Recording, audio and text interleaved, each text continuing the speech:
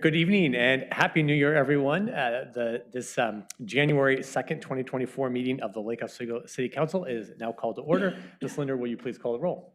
Mayor Buck. Here. Councilors Afghan. Wendland. Here. Burdick. Here. Mboop. Here. Rapf. Here. And Corrigan. Here. Thank you very much. Now, folks, will you all please stand, remove your hats, and join us in the pledge?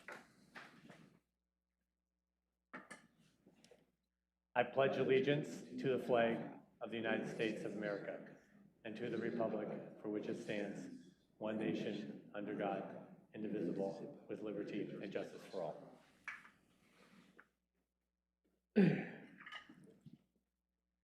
Our first item of business this evening is to elect a new council president for 2024. And I would like to move to elect Councilor Mboop as council president. Second.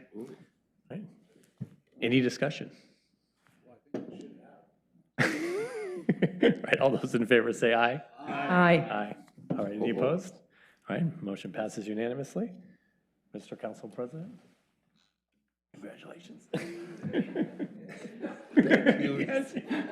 Don't worry, no speech necessary. No speech necessary. Yes. This month, we are honoring Martin Luther King Jr. with a proclamation and also a special event on Sunday, January 14th at 2 p.m. at Lake Ridge Middle School. We will commemorate Dr. Martin Luther King Jr.'s life and teachings with a family-friendly celebration featuring artwork, poetry reading, music, and more. You are all invited to attend. Admission, of course, is free. Councilor Mboop and myself will be participating, saying a few words, and we'll be joined by many of our community partners, such as Ella for Love, Lakewood Center for the Arts, Mary's Woods, and Respond to Racism. It's going to be a wonderful event. There's more information on the city's website, and I hope you can all attend. And next this evening, one of our kind of favorite parts of the year is the Unsung Hero Awards. And so we're going to take a moment and just set up, and then we're going to honor our recipients of the Unsung Hero Awards for this year. So just one moment.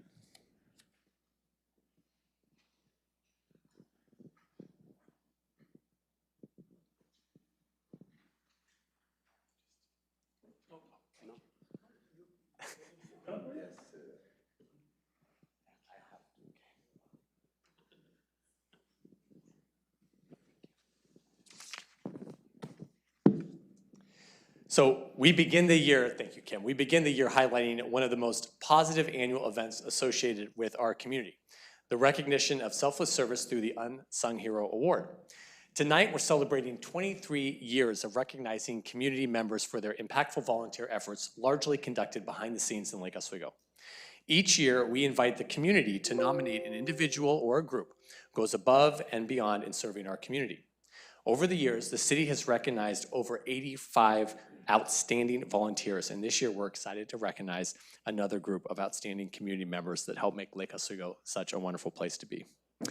In addition, I want to acknowledge the selection committee, Councilor Trudy Corrigan, Elizabeth Zeller, who serves on our budget committee, Brian Monahan of the Lake Oswego Review and Pamplin Media, and Nidhi Nair, a member of our Youth Leadership Council, who was the first youth member to participate in this process. I'd like to recognize them for their time through this process to assemble and review all of the nominations, provide thoughtful observations, and arrive at a consensus. When we called to invite this year's Unsung Heroes to this ceremony, the recipients had a similar response. What an honor. Their responses underscore the fact that these people, their contributions, and their involvement are second nature, and they have no expectation for rewards or recognition. They are helping others out just out of the goodness of their heart, because it is their passion and because it's the right thing to do. All the nominations have made a variety of impactful contributions, and all are extremely deserving of the award, with individuals making contributions of volunteerism in various aspects throughout our community. So now, without further ado, I am pleased to announce the recipients of the 2023 Unsung Hero Award. As I say your name, please come forward. We have Jan Rimmerman, Charles Haben, and Ophelia Liu. Please come forward, you two. Round of applause.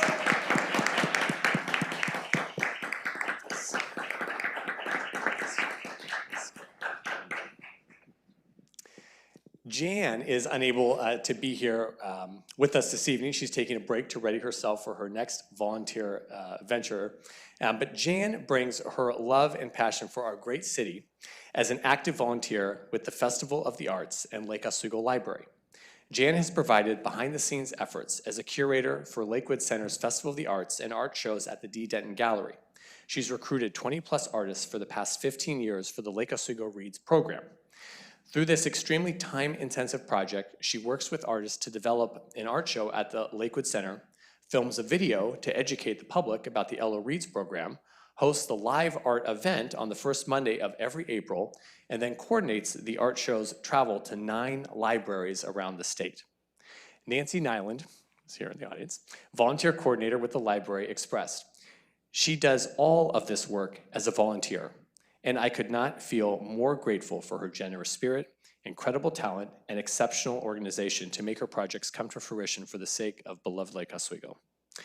In her photo of Jan that we see on the screen, she's holding the next LO Reads book honor, and she conveyed, "I am humbled to receive the Unsung Hero honor." Jan shared an impactful volunteer experience. Rain Spark Gallery celebrated its 10th year of the Lake Oswego Community Treasure Hunt. Throughout the years, she's watched families grow up and has heard about how finding an ornament lifts spirits during health challenges, the pandemic, and difficult life chapters.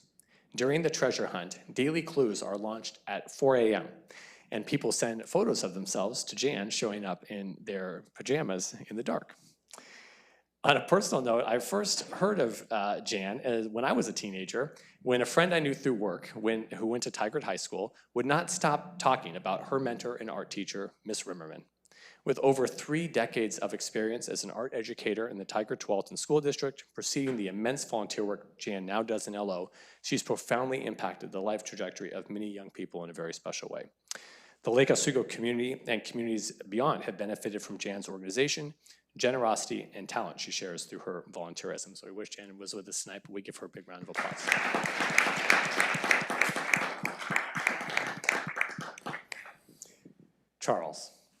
Charles' volunteer experience is far and wide, as well as time-telling.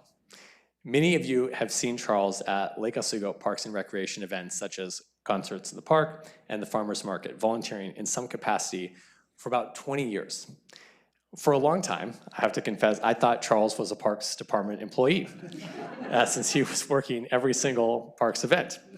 In addition, one will find Charles at the Adult Community Center once a month, brightening the day as a dining room server for the Meals on Wheels program.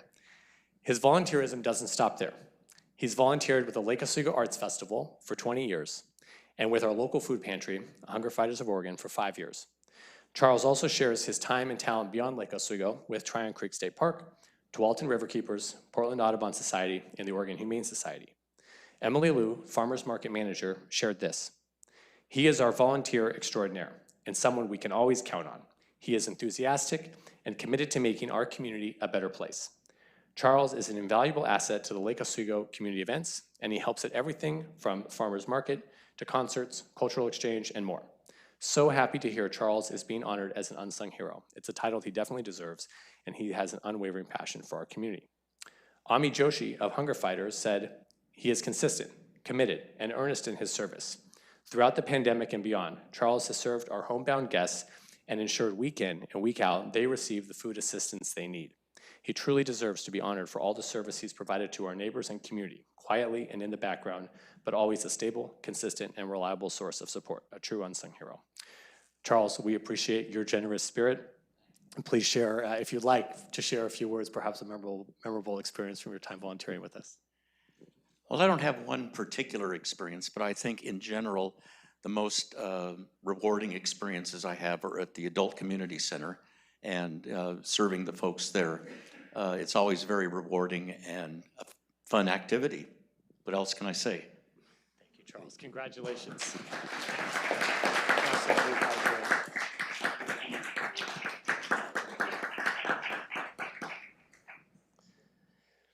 Ophelia.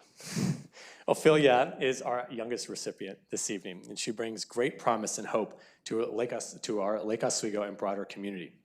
She's recognized by the Chinese Youth and Women Development Organization for lending over 250 hours of her time and for fostering stronger connections between this organization and local entities. The president of the Chinese Youth and Women Development Organization, Blair Woodfield, shared this about Ophelia. Her influence extends beyond mere participation, as she actively encourages those around her to embrace personal development and extend care to fellow community members.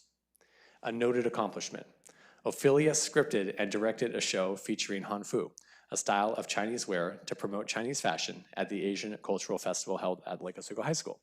In addition, Ophelia volunteers with Vision Envoy, a youth-run branch of the Lions Club, and has participated with events like the Cultural Exchange, the 4th of July Pancake Breakfast, and Buddy Walks. Ophelia is a junior at Lake Oswego High School and is also a member of the city's Youth Leadership Council, a program that engages our youth with how city government works. I think we can all agree that Ophelia is from a generation making a difference not only with service to the community, but also with relational skills and values. Ophelia, your caring and giving spirit is an inspiration. If you'd like to share some words or a moment with us, we would love it. Sure. Wow, that's loud. I think from the pancake breakfast, 2023 now, the day kind of started out bad because I woke up early and I don't like doing that. But afterwards, just seeing like everyone smile and being able to help out people just really brought around the day. It was probably one of my most enjoyable volunteering experiences, and I would definitely do it over and over again each year if I could. Congratulations. Thank you. Great job. We want to give another big congratulations to our unsung heroes and to everyone who took the time to nominate our unsung heroes and to nominate all those others. There's so much good work happening in our community, and we appreciate everyone who took the time to highlight it. I also want to give thanks to Kim Vermillion and the city manager's office for all the work she did putting everything together for tonight and this whole program. Thank you, Kim. Great job. Okay. Now we're going to take a picture. Charles.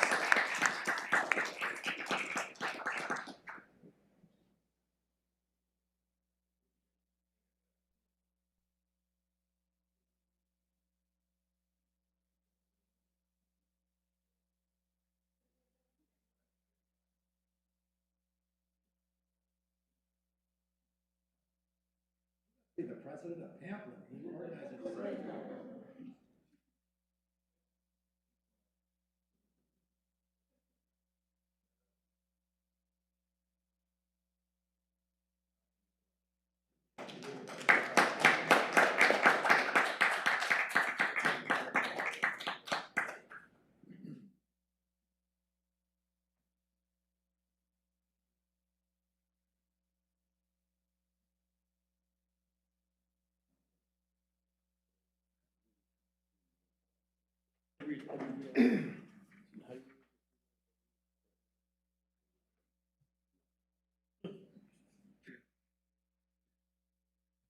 Okay.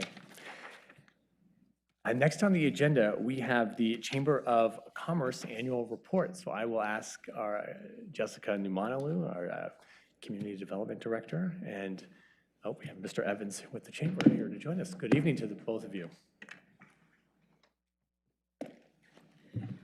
Good evening, Mayor, members of the council. My name is Jessica Numanalu, Community Development Director, and I'm pleased this evening to be joined by Matt Evans, who's the Economic and Business Research Analyst for the Lake Oswego Chamber of Commerce.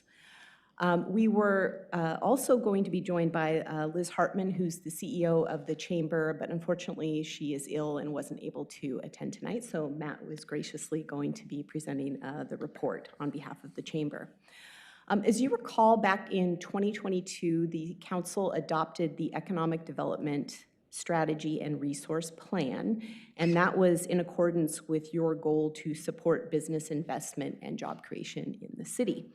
And as part of or to carry out the major elements of that plan, the city has contracted with the Chamber of Commerce in a 3-year pilot program, and the last month was the end of the first year of that pilot program. And to that end, the scope of work for the Chamber consists of tasks that fall under 3 main categories. I should have said, the purpose of the contract is to strengthen the Lake Oswego business community through community partnerships, education and training, and marketing to business and visitor prospects. And to that end, the scope of work has tasks that fall under three main categories. The first is business information collection as well as dissemination, business education and training, and then business outreach and engagement. And so this evening, after the Chamber's report, there's no specific action that we're asking for the council. The purpose of this is, since we're at the end of the first year of this 3-year pilot program, is to highlight the accomplishments of the Chamber over the past year, as well as share some data and information that was collected by the Chamber. And so with that brief introduction, I will pass it over to Matt, who will present their report. Thank you, Jessica. Good evening, Mayor Buck, members of the council, especially Councilor Wendland, who we welcome back as the City Council's representative to the Chamber for this year, and the city staff as well. My name is Matt Evans, and I perform economic development and business research for the Lake Oswego Chamber of Commerce. I apologize that our CEO, Liz Hartman, could not be here this evening. On behalf of the Chamber of Commerce, we are so thankful for the opportunity to work with the city this year under the form of this grant. Most of us don't see a lot of good having come out of COVID, but on the bright side, COVID has made the Chamber and the city's relationship with the business community stronger. Numbers matter, and so here are a few to keep in mind. There are more than 2,200 licensed businesses in Lake Oswego. We find that a large majority, although not all businesses, are in fact licensed. Lake Oswego's business community is almost exclusively small business. In 2022, over 97% of our businesses had 50 or fewer employees. These businesses are also heavily dependent on commuters for their employees. Over 90% of our local jobs are filled by someone who lives outside of Lake Oswego. On the other hand, Lake Oswego sports over 600 home-based businesses and over 450 woman-owned businesses, along with 50 short-term rentals. Hundreds of our businesses are retail establishments, including over 75 restaurant or food and beverage businesses serving a diverse selection of food and drink experiences. All these businesses help create vibrant business districts in downtown, Lake Grove, and all around our city, from Mountain Park to Lusher Farm, and from the Willamette River to I-5. I know you've read your packet of information with the updates we've provided about business investment and job creation in Lake Oswego, business education and training, and business outreach and engagement. The Chamber has built bridges throughout the business community in a different manner than in the past due to the coordination with the city. The Chamber has in the past been a member-driven organization and served members only. COVID caused us to expand our work on behalf of all city businesses. When the county started funding business assistance during COVID, the Lake Oswego Chamber represented the city throughout the grant process that provided funds to market the services of our city. That county ARPA funding ends in June, but the city grant from the past year has been leveraged to address the technical parts that the county grant didn't cover, namely identifying people, updating their communication needs, reviewing the city's interests, and finding resources, representation, and opportunities for the future. We see planning for the future as the greatest opportunity for our partnership with the city. Lake Oswego's county connections for business have grown since COVID. Liz or I have attended meetings on behalf of Lake Oswego with the Mount Hood Territory, Travel Oregon, Metro, TriMet, County Economic Development Groups, the Clackamas Workforce Partnership, and many, many others. This gives us insight into the challenges our region faces and the solutions that are being proposed. The Chamber has monitored, advertised, and contacted businesses throughout the year about grant opportunities for local business, and the Chamber newsletter posts these opportunities as they arise. One of our favorite departments to work with has been the people in the business license department. There, the Chamber asked that an additional question be added to the registration form about woman, veteran, or minority-owned businesses, along with other details such as a local contact for any national business. The Chamber has been able to work with the Business Recovery Center to develop a woman-owned business map for West Lynn and Lake Oswego that has been updated monthly since 2022. In 2023, we started a business law series, hosted Chief of Police George Burke in 2 areas of town, and continued to work with the Business Recovery's programming and publicity. As we plan for 2024, we will continue to look at legislative and city code changes that require more and better explanation for business owners and employees to understand what's going on and how their actions can support the goals of the city. Business outreach and engagement has been ongoing and has helped raise awareness about the Chamber as a resource and the city as a business partner. The City Business License Bureau has sent the new business license list within days of the first of the month, allowing the Chamber to invite new business licensees to a monthly reception. These have been very well attended and featured city representatives such as Megan Phelan and Kim Vermillion, along with Chamber representatives. These welcome receptions will continue through 2024, with the first one already scheduled for January 17th. They have proven to be a good way to connect new business owners with others like themselves and may eventually provide new members for the Chamber. But the sole intent is not membership development. It is building relationships with and within the city. The Business Recovery Center foray into health and wellness in October has encouraged the Chamber to continue with this type of activity because of the strong audience that attended the fair. There are several hundred health and wellness businesses in Lake Oswego. After our October event, many vendors and attendees expressed gratitude for the chance to see the variety and extent of Lake Oswego's health and wellness community. The Chamber has established an excellent relationship with the fire department, beginning during COVID, when businesses were offered vaccinations for their employees, and continuing in 2023 with an emergency preparation event and in planning for a 2024 hands-only CPR event and a fentanyl information session for businesses and their employees. Business values safety in our community, and the work we've done with Chief Burke and his team has really been outstanding. Our events with the chief on how to prevent break-ins at businesses were attended by dozens of business owners. What's ahead for 2024 has been made possible by the city's grant and has been stretched farther for planning purposes by the county ARPA grant. In the coming year, you will see more outreach from the Chamber informing businesses about the city and City Council's directions, priorities, and intentions, and how business can work to make these a reality, as we recently did with the new stormwater inspection program. As you go through the city satisfaction survey, which is next on your agenda, you may see areas that can be added for the Chamber and the city to consider as part of this year's grant work, along with any additional areas of focus the city would like to see under our agreement in 2024. On behalf of the Chamber Board of Directors, I want to again thank the mayor, the city council, and the city's outstanding staff for working with us this past year. We very much look forward to continuing our partnership in 2024. I'd be happy to take any questions. Thank you so much, Mr. Evans, and thank you and the Chamber for preparing such a detailed and thoughtful report for us to go through. You're welcome. Great.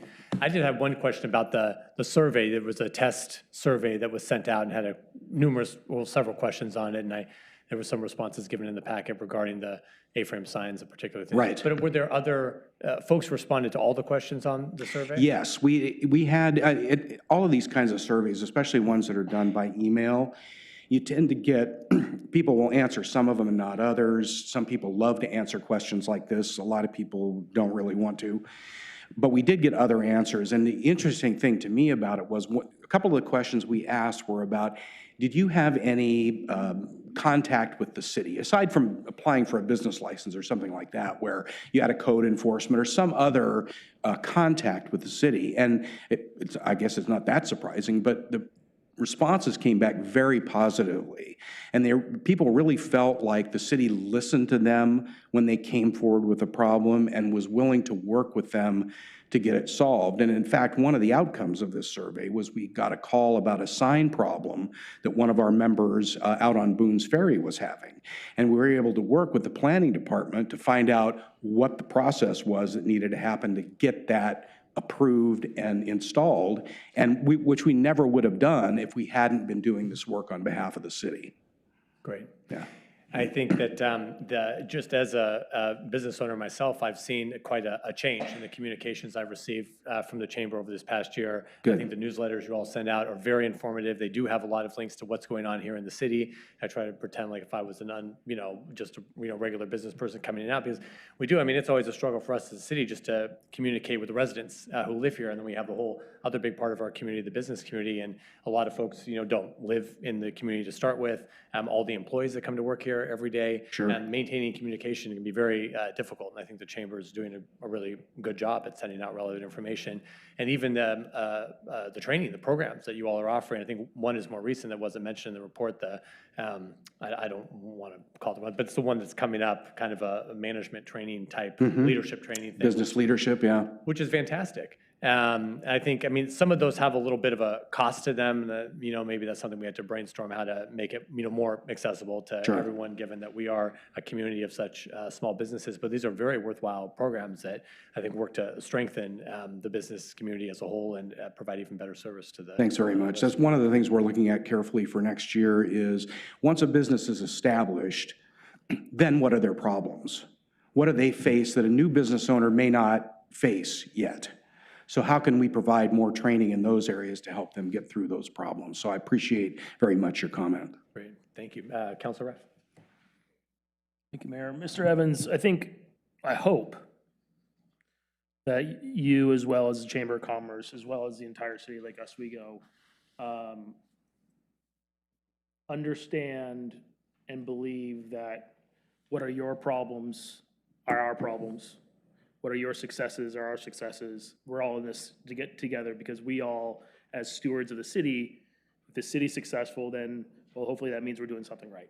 And so we are very invested in your success as a Chamber of Commerce. So my question is to you is, as specifically as you can, if you had, I know Christmas has passed, but if you had two presents that the city council can deliver to you under the Chamber of Commerce Christmas tree to help what you need to get done as the Chamber of Commerce to help businesses thrive, which also furthers our goals, is a major goal of ours. What are those two things as specifically as can be? Well, I think the first obviously is, continuing to work with us under the contract. I hesitate to say. That's a layup, come on. If only we had more money. But the truth is that, my time is limited by the amount of money that's available to provide for my salary under the contract. It would be wonderful if we could have more staff and more resources to use, especially in the area of outreach. What we would really like to be doing as a staff, and we've talked about this in staff meetings, is more one-on-one discussions with businesses around the city to find out what's going on. Now, this is difficult, as those of you who are business owners know this. People are busy. When you're running a business, you're busy. I mean, you're not gonna take an hour to go talk to some guy from the Chamber of Commerce about what's going on. But we want to give people that opportunity because we believe that we will not find out. What we don't want is problems just kind of festering around someplace. And all of a sudden, it's like the sign problem that I mentioned earlier. It's like these people were pretty upset and they weren't getting the problem was they weren't getting a response from their landlord. And the landlord, we don't know if the landlord was even contacting the city about it because there are sign ordinances that have to be obeyed, and I'm sure the landlord knows what they are.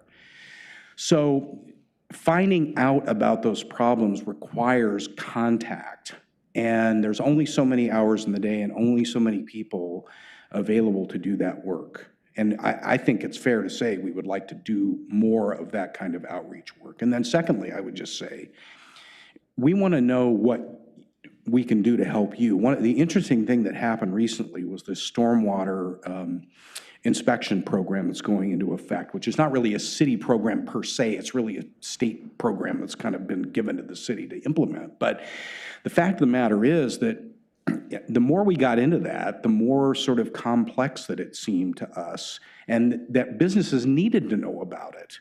And so we held a couple of meetings. We had a couple of meetings where this was discussed, including out at the Lake Grove Business Committee just last month at Baba Cahen, and had a chance for some give and take with a couple of city employees about it for the business owners there. And we sort of discovered, hey, you know, this is something that could use a little more publicity from us to our members and to other businesses about what's going to happen under this program. There are some people that need to worry about it, other people it's not even going to affect.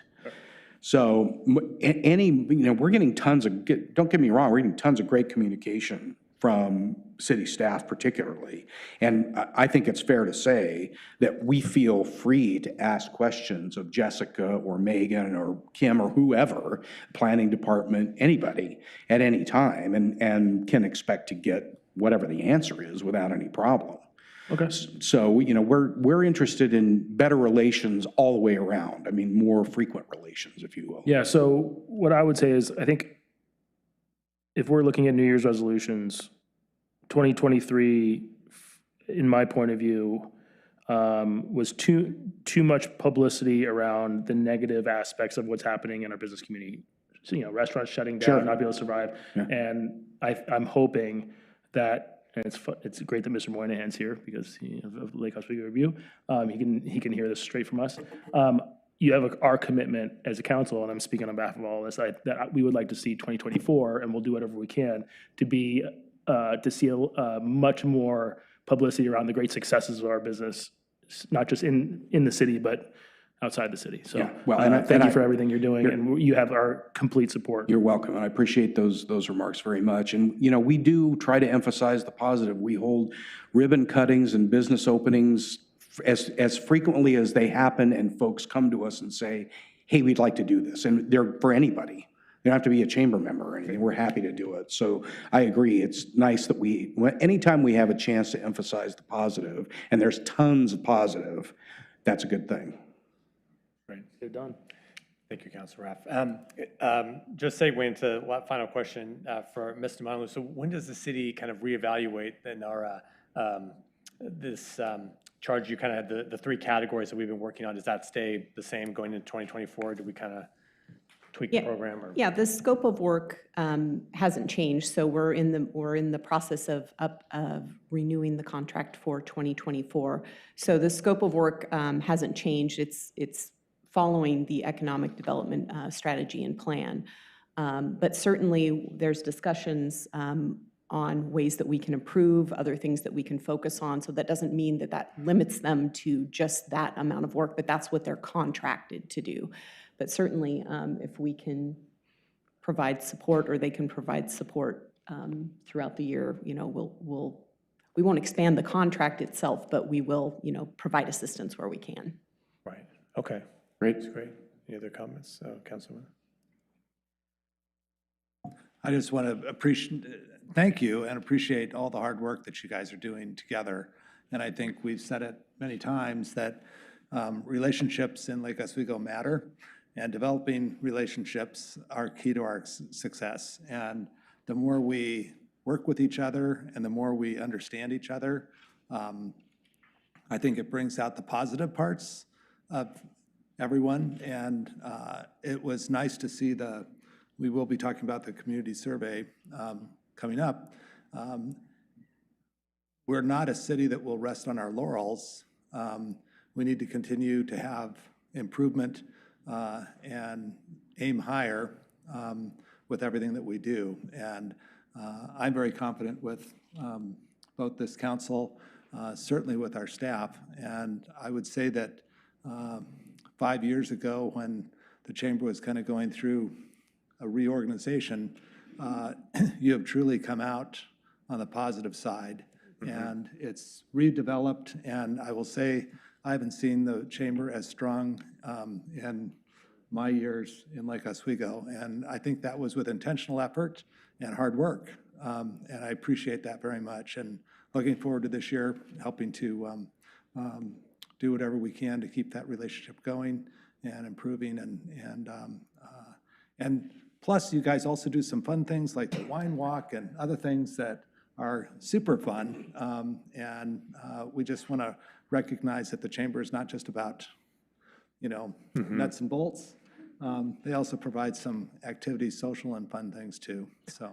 Thank you very much. I think a lot of individuals and organizations have gone through a tough 4 or 5 years here, and all credit to the Chamber board members over this period, and obviously to our CEO, Liz Hartman, for a tremendous amount of smart work during that period to maintain a presence, and we've appreciated very much your support in that. Yeah, it's great. And just thinking about what, Councilor Raff was saying about, telling the good stories about, the business community. I think people come to Lake Oswego from all over, our region, because it's such a nice community with great businesses. And I think there is an opportunity to work more together to promote businesses. We've been funny as a city about, well, we know that we need people to come here and visit, but we don't want to encourage too much that whole type of thing, where it's a bunch of nonsense, right? So we have the hotel that we're, working very hard to get off the ground, and other existing hotels, who have been here, people who are reinvesting in their hotels here. And it's important to promote tourism means a lot, to our economy here, and not just heads and beds, but also just daily visitors, people who come in from the surrounding communities and from our own community, of course, too. So I think there's, we kind of disbanded our tourism advisory board this year. I think there's opportunities to work with the Chamber on how we can put those tourism dollars, that we're kind of starting to collect again, post-pandemic and all of that to good work, to tell that positive story about the community. That would be wonderful, and we're looking for opportunity. Part of my charge is the Visitors Bureau, such as it is. It's a small effort at the moment, but we are thinking about ways to bring additional visitors to Lake Oswego, including holding a Lake Grove Wine Walk in May, which is going to be advertised outside of this area. It's going to feature only Oregon wines, and we're hoping to bring people in for overnight stays to take part in that. So it will be an expansion of what we do here downtown in the fall. Oh, that's great. Very cool. Okay. Well, again, thank you, Director Numonalou. Thank you, Mr. Evans. Thank you. Really Appreciate appreciate the report and the updates. Thank you for being here. That's great. Wow. What will they say? In the Babica basement. Some cots down there.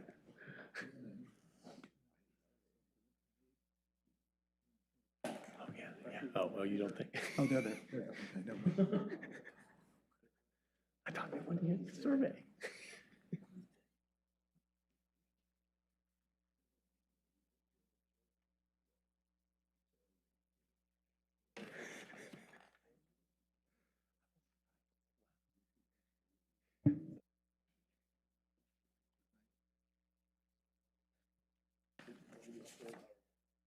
Let me see here. Well, okay. Next on the agenda is the 2023 Community Survey results.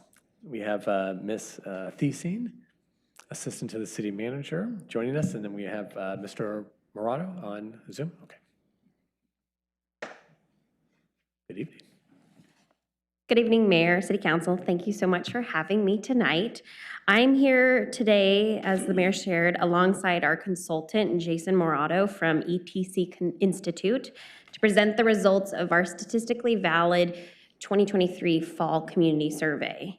As a reminder, we contract with ETC Institute to conduct a statistically valid survey every other year, and the survey is to measure the satisfaction of our programs and services, as well as gauge the support on upcoming potential policy initiatives.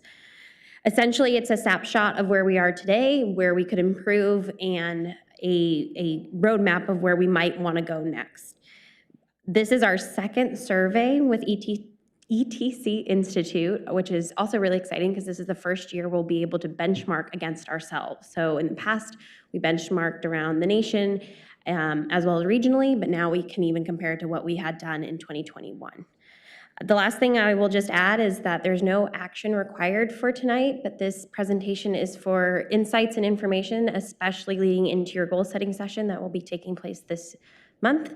And I, without further ado, will be handing it over to Jason, who is the Director of Community Research, who will take us through the results and top-level findings as well. Great, thanks. Good evening, everyone. My name is Jason Morado with ETC Institute. We're a marketing research firm that specializes in conducting community surveys for local governments.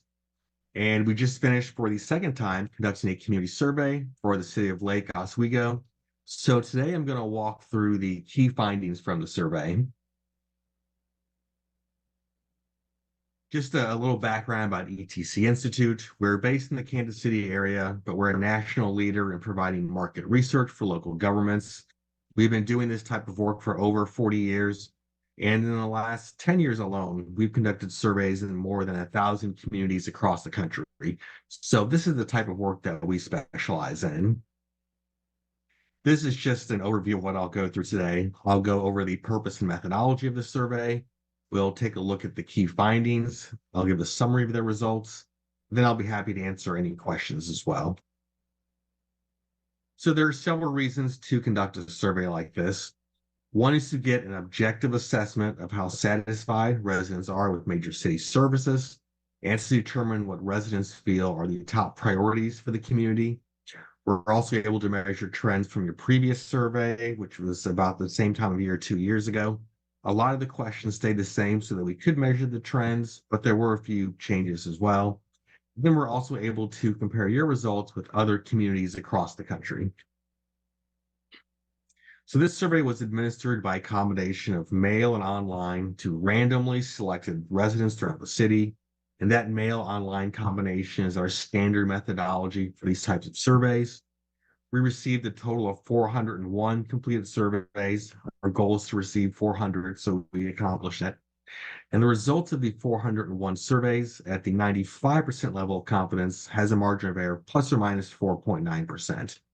Essentially, that means that if we conducted the survey the same way 100 times, 95 times the results would be plus or minus 4.9% from what we're reporting. So the results are never perfect, even for a statistically valid survey, but the margin of error is small. So here we have a map of the city. The red dots are households that completed a survey. So we had a good distribution throughout the city. And as we were administering the survey, we monitored the demographics of survey respondents and made sure that we had a good representation from key demographic areas, especially age, race, ethnicity, and gender. So here are our key findings from the survey. We found that residents have a very positive perception of the city. 97% of respondents rated Lake Oswego as an excellent or a good place to live, and 93% rated the city as an excellent or a good place to raise children. And those numbers are much, much higher than what we usually see in other cities. Just like in 2021, we also found that satisfaction with city services is much higher in Lake Oswego than in other communities. You rated above the U.S. average in 27 out of the 29 areas that we compared. In most cases, your ratings are significantly higher. We'll look at that in more detail in a little bit, but I do want to point out a couple areas that really stood out. One is that communication with the public rated 43 percentage points above the U.S. average. And another area that really stood out is that satisfaction with customer service provided by city employees rated 36 percentage points above the U.S. average. We also found that things are moving in the right direction. Satisfaction has increased in 53 out of 90 areas compared to 2021, and that includes significant increases in 25 areas. And that's really impressive for a couple of reasons. One is that your satisfaction ratings were very, very high in 2021. So that makes it especially impressive that there have been so many increases in satisfaction since then. But then also, most cities that we've surveyed recently, especially over the past 6 to 8 months, have overall seen a decrease in satisfaction compared to where they were a couple of years ago. So this definitely goes against the trend to see this many improvements since your last survey.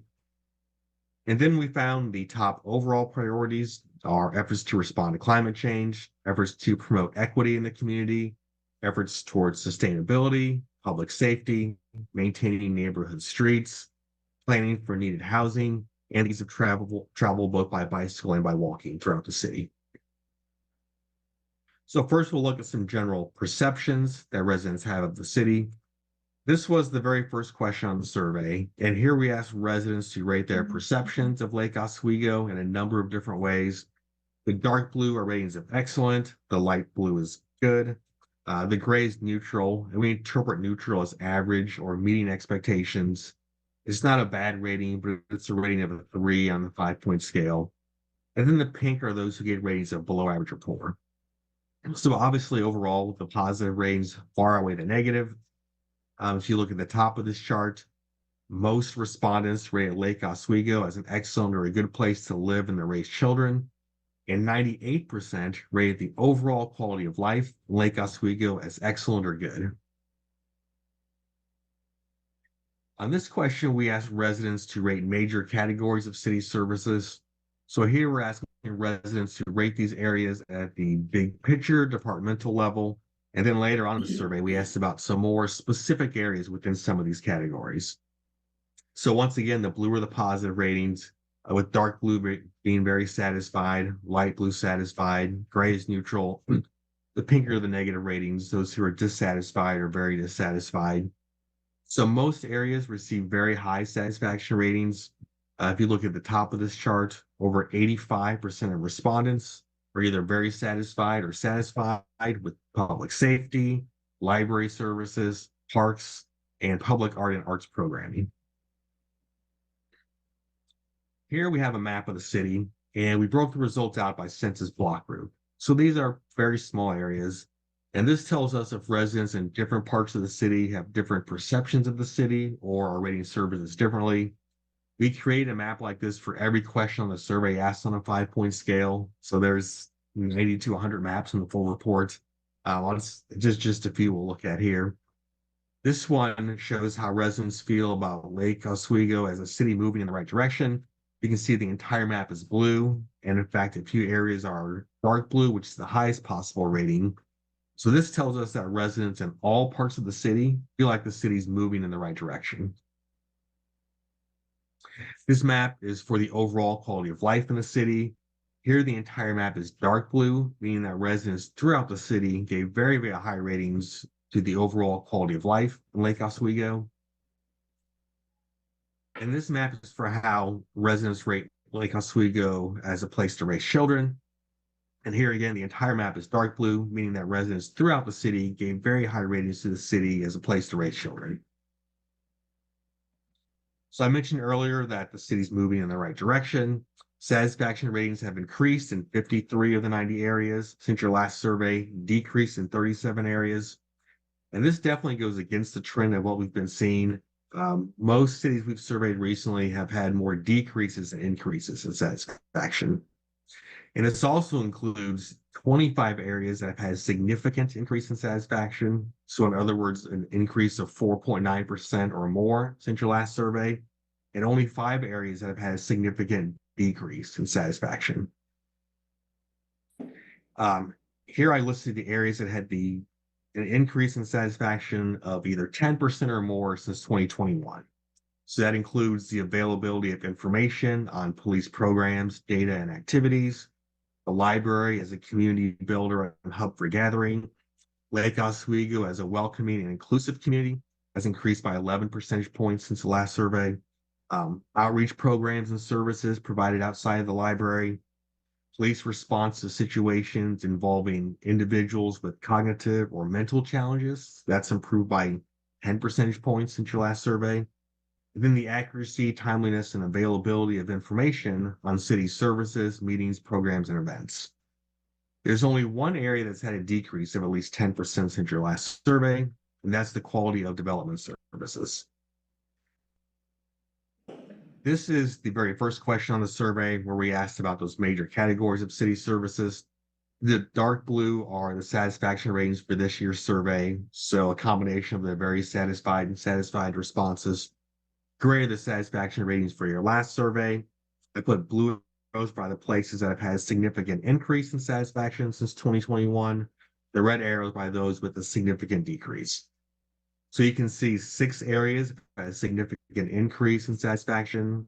That includes public safety, the effectiveness of communication with the public, quality of social services, quality of economic development, efforts to promote equity in the community, and then efforts to respond to climate change. The only areas that have had a significant decrease in satisfaction are quality of natural resources and the quality of development services. This chart is for perceptions of the city. For a number of these areas, it's really not even possible to have a significant increase in satisfaction because the numbers are so high already, such as Lake Oswego as a place to live, the overall quality of life, and the overall feeling of safety. For each of those, more than 95% of respondents gave positive ratings. The one area here that has significant increase in satisfaction is the city as a welcoming and inclusive community. The only area that has significant decrease in satisfaction is the city as a place to work. Another area that stood out here is about the middle of the chart. Last time, 70% of respondents felt that Lake Oswego as a community moving in the right direction. They gave ratings of excellent or good. This year, that number is up to 74%. So it just missed being a significant increase in improvement since your last survey. So I mentioned earlier that satisfaction with city services is much higher in Lake Oswego than other communities. You rated above the U.S. average and above the Northwest regional average in 27 of the 29 areas. And in 23 of those areas, your ratings were significantly higher. So this chart is for perceptions of the city. The dark blue line are the positive ratings for Lake Oswego residents. The light blue are the positive ratings for residents in the Northwest region, which includes the state of Oregon as well as a few surrounding states. And then the gray bar are the positive ratings for residents from all across the country. So you can see in all 5 areas, your ratings are significantly higher than the U.S. average. The area that stands out to me the most is this top row. 97% of respondents rate Lake Oswego as an excellent or a good place to live. And that is just about double both the regional and national average, which are only at 49%. This chart is for major categories of city services. You're rated significantly above the U.S. average in 4 out of these 6 areas. That includes public safety, library services, park properties and facilities. And then the area that stood out to me the most is effectiveness of communication with the public. You had an 80% satisfaction rating, which is more than double the national average of 37%. And this chart is for city leadership and communication.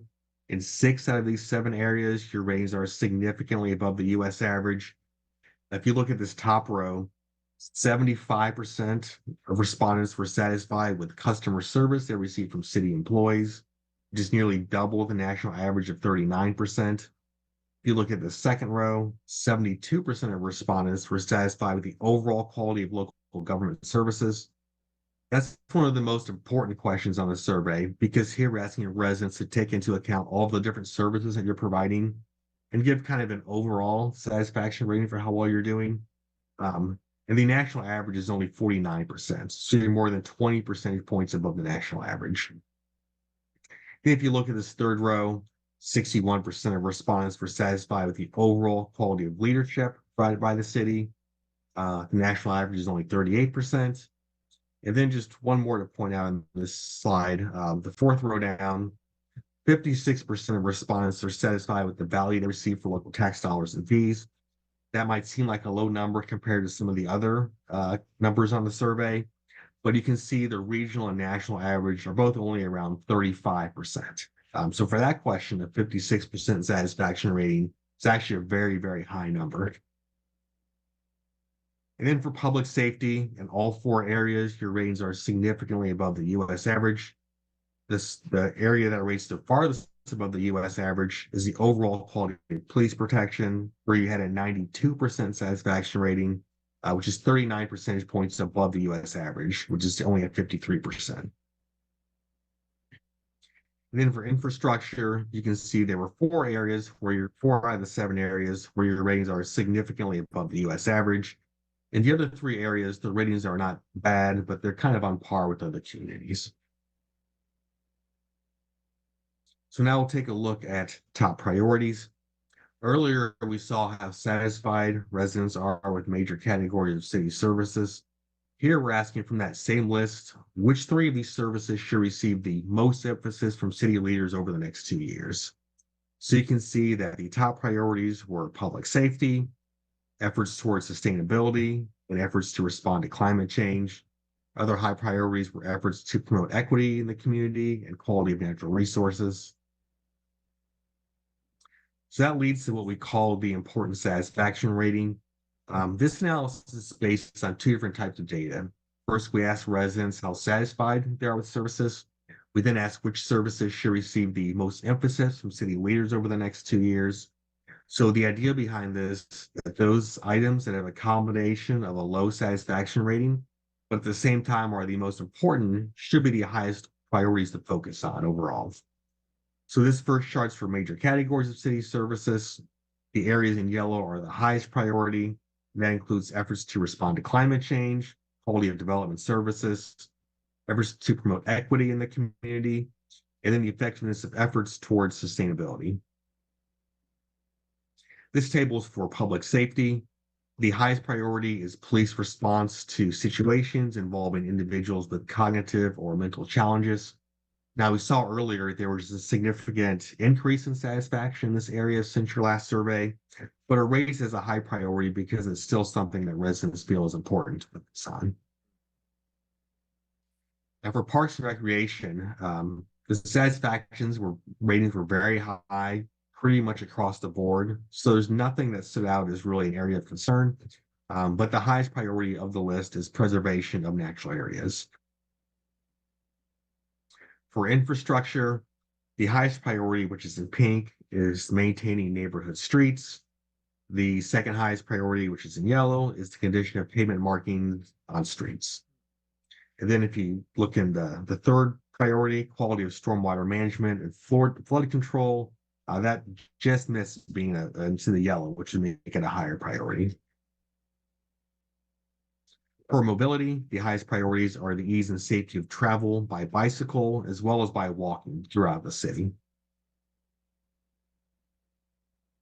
And then for library services, just like Parks and Recreation, the satisfaction ratings were very high, pretty much across the board. So really there isn't anything that stood out as an area of concern. The highest priority, though, was just the overall quality of public library facility. And then for growth and development, the highest priorities were planning for needed housing, planning for commercial services and jobs, the ease of getting a permit, and then just the overall quality of new development for the city. And for sustainability, the highest priorities were the availability of information and resources relating to wildfire risk reduction, and the availability of information and resources relating to energy efficiency and clean energy.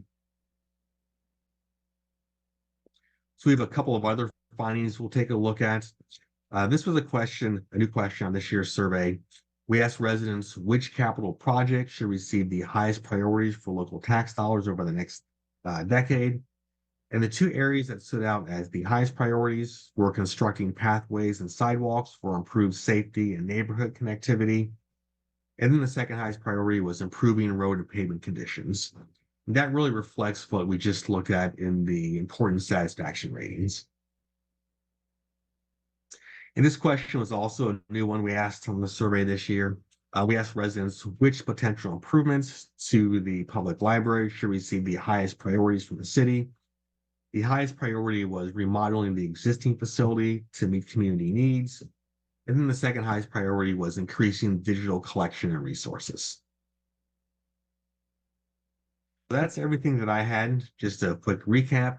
We saw that residents have a very positive perception of the city. There's a lot of examples of that throughout the report, but what especially stood out is how high the ratings were for Lake Oswego as a place to live and as a place to raise children. Satisfaction with city services, just like in 2021, is much higher in Lake Oswego than it is in other communities. There are also a lot of examples of this, but a couple of areas that especially stood out were communication with the public and then customer service from city employees.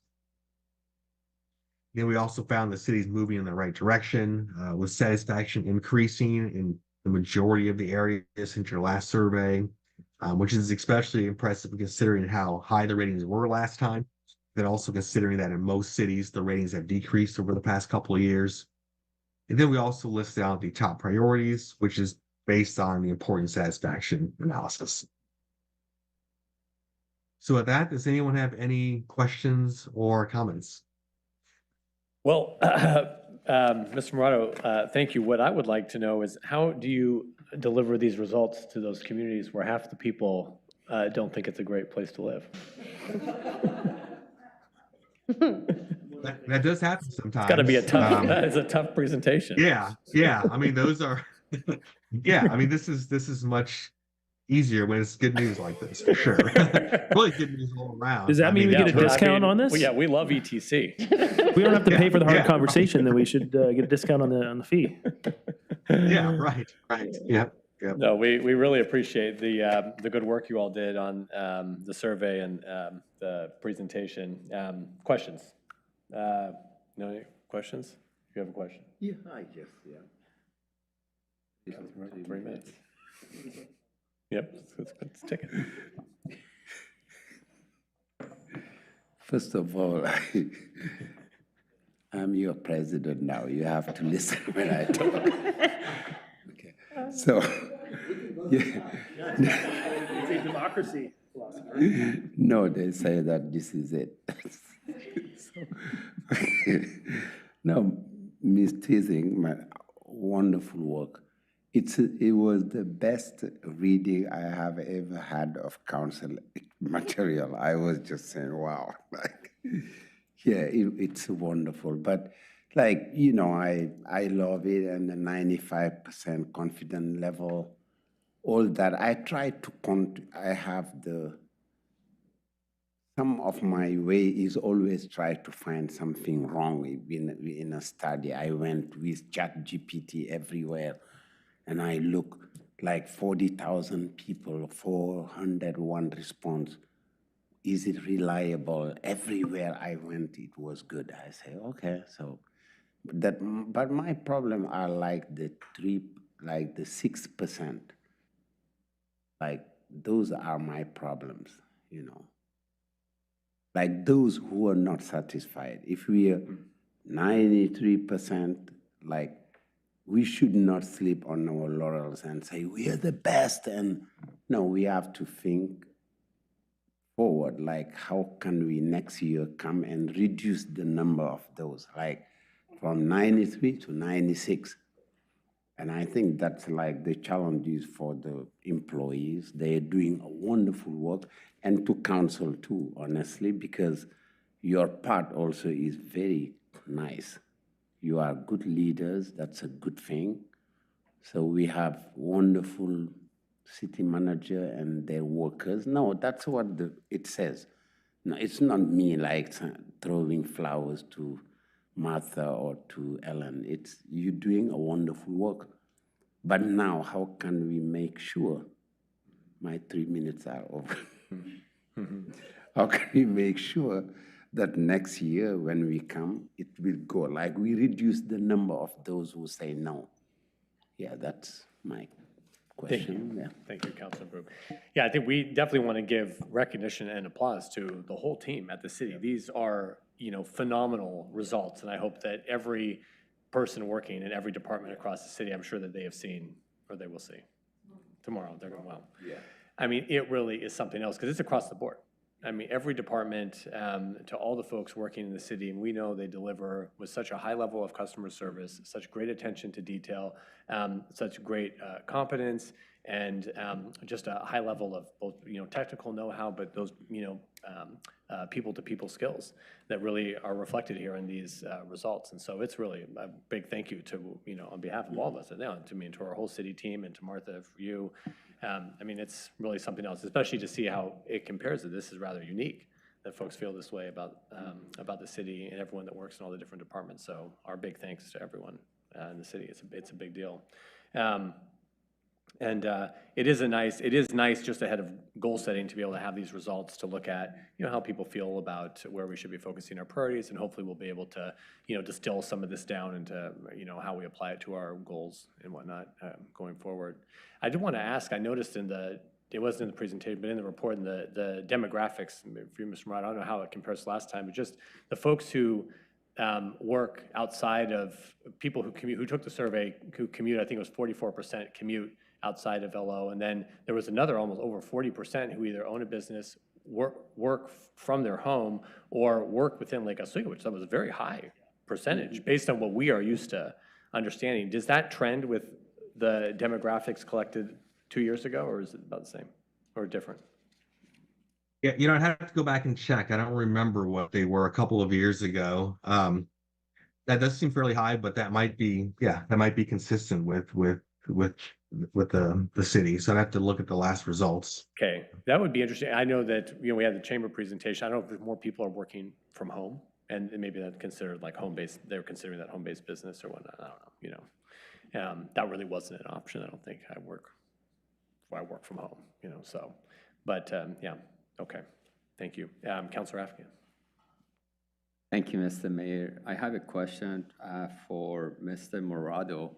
In 2021, how many people participated in the survey? Do you recall that? I can go ahead and answer that, Jason. So one thing I just want to note, we just closed the statistically valid survey. That's what these results are, but we will also currently have the publicly accessible one. So we'll have two populations that we will have results for. In 2021, of the statistically valid, it was over 400. It was around 609, I believe, Jason. And then we had an additional 400 plus. And so it came out to just over 1,000 respondents.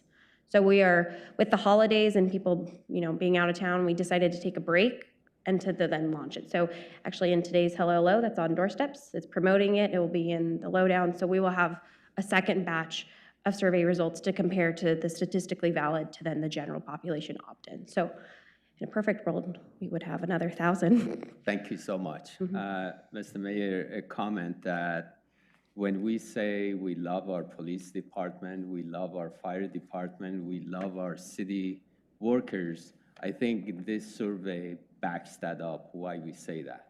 This Lake Oswego residents have spoken, at least 400 of them that participated in the survey. And from my perspective, the others who have not participated, they don't see a problem that it must be addressed from their point of view. So I take that as a good news. Now, since 2001, this has improved drastically. The results have improved drastically. And I want to acknowledge the city councilors and the mayor who were here in 2021, that they saw the results and they decided to take action. I think, one, the city councilors who were here then, the mayor who was here then, as well as the city manager who decided, well, we want to be better than what we are.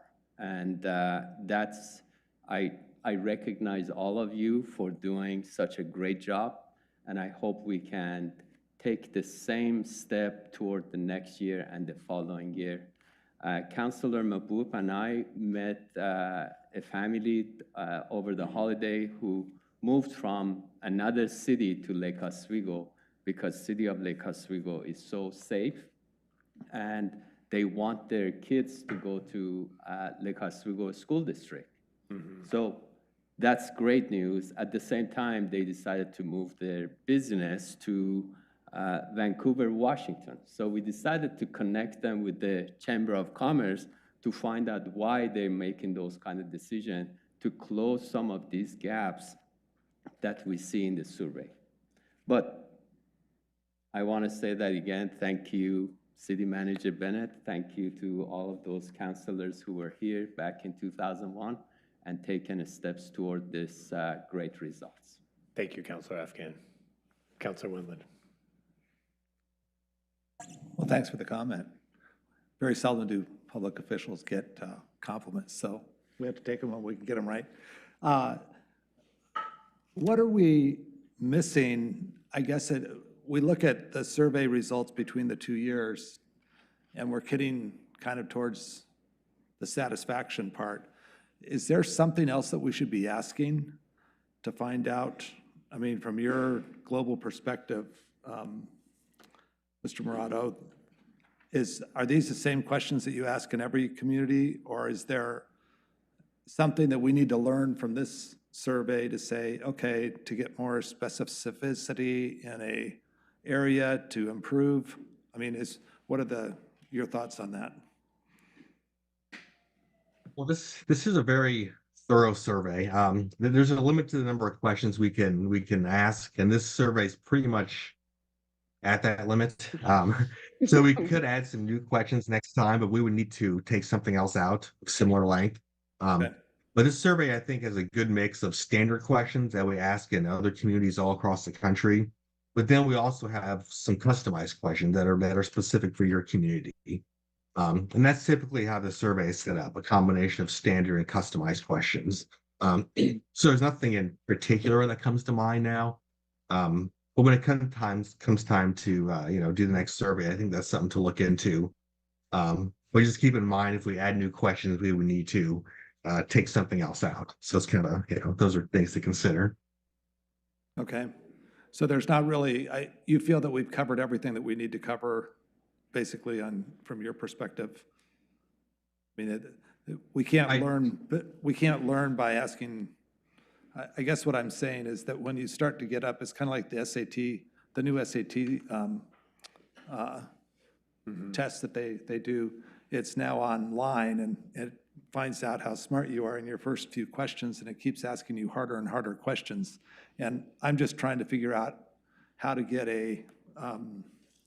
more information back so that we can get specific targets on goal setting for the future years.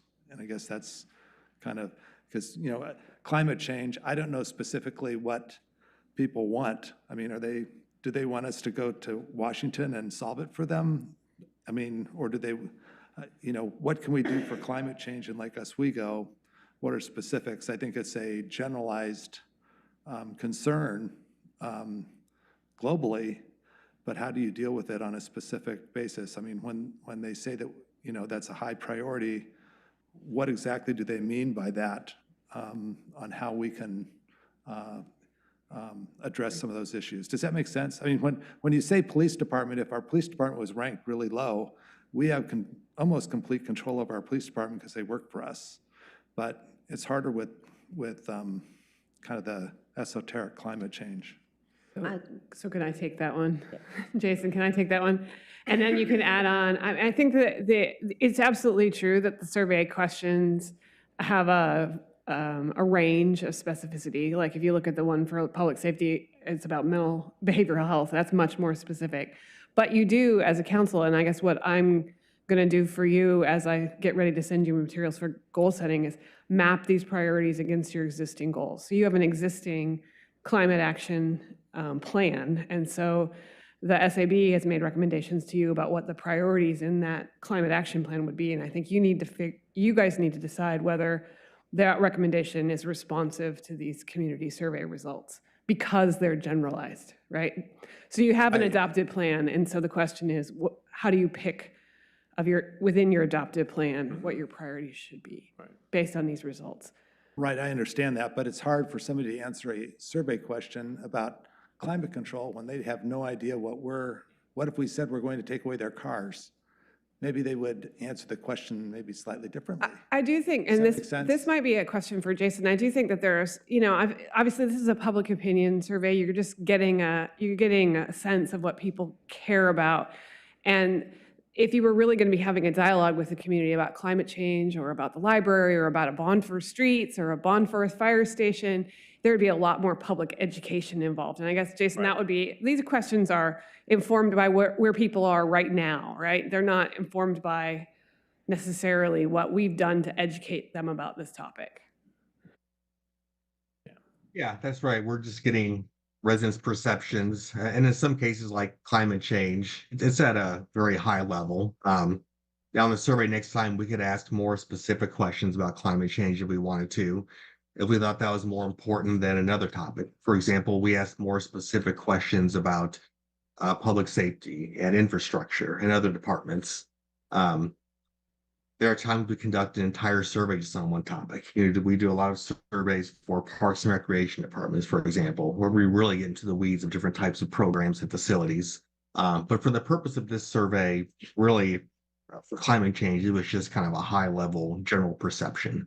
We can always dig deeper in any of these questions, but then we have to, weigh where do we want to cut the survey? What are some areas that are not as important to learn about? So, Right. Okay. And then just a comment, I think with this news, we need to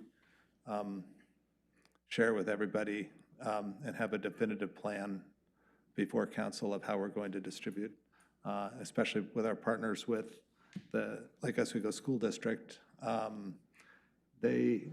Right now, we're on a population flat curve, and if you looked at some of the statistics, and I forgot whether it was here or whether it was on the Parks Board, but we're growing older, and we have fewer of the younger age. Just in 10 years, it went down considerably. And so we need everything we can to help bolster the marketing of this information. So families coming to Oregon will come here immediately. And if we get that one goal that I think we're only deficient in the housing part, right? So if we get that solved, then everything will be solved, right? Right. Yeah. Affordable housing, yeah, right. Thank you, Councilor Wendland. Councilor Rath. Actually, Councilor Wendland, it goes back to the earlier conversation. I think people's first reaction, first connection to the city is through commerce, through restaurants or stores. And so I think that's one connection that we can, which I mentioned earlier, we can continue to focus on. No one said this yet, so I'm going to say it. I am not surprised by these results. I'm not surprised because of our city manager. I'm not surprised because of our city staff.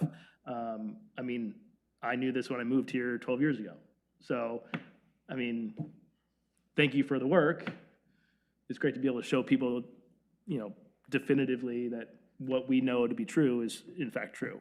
Councilor Afghan, I appreciate your gracious thoughts on the four of us and our administration, but I would have to pass that thanks on to those that put us in place, the people that were courageous enough to elect us to sit here. So I give them all the credit. We're just extensions of them. So what I will say about the survey here is, on several occasions, including the very end, to Councilman Boop's point, the way we can reach those extra few percentages of people that aren't quite satisfied, we all know that the surest way the city can create a positive impact on individual members of our community is right outside the front door.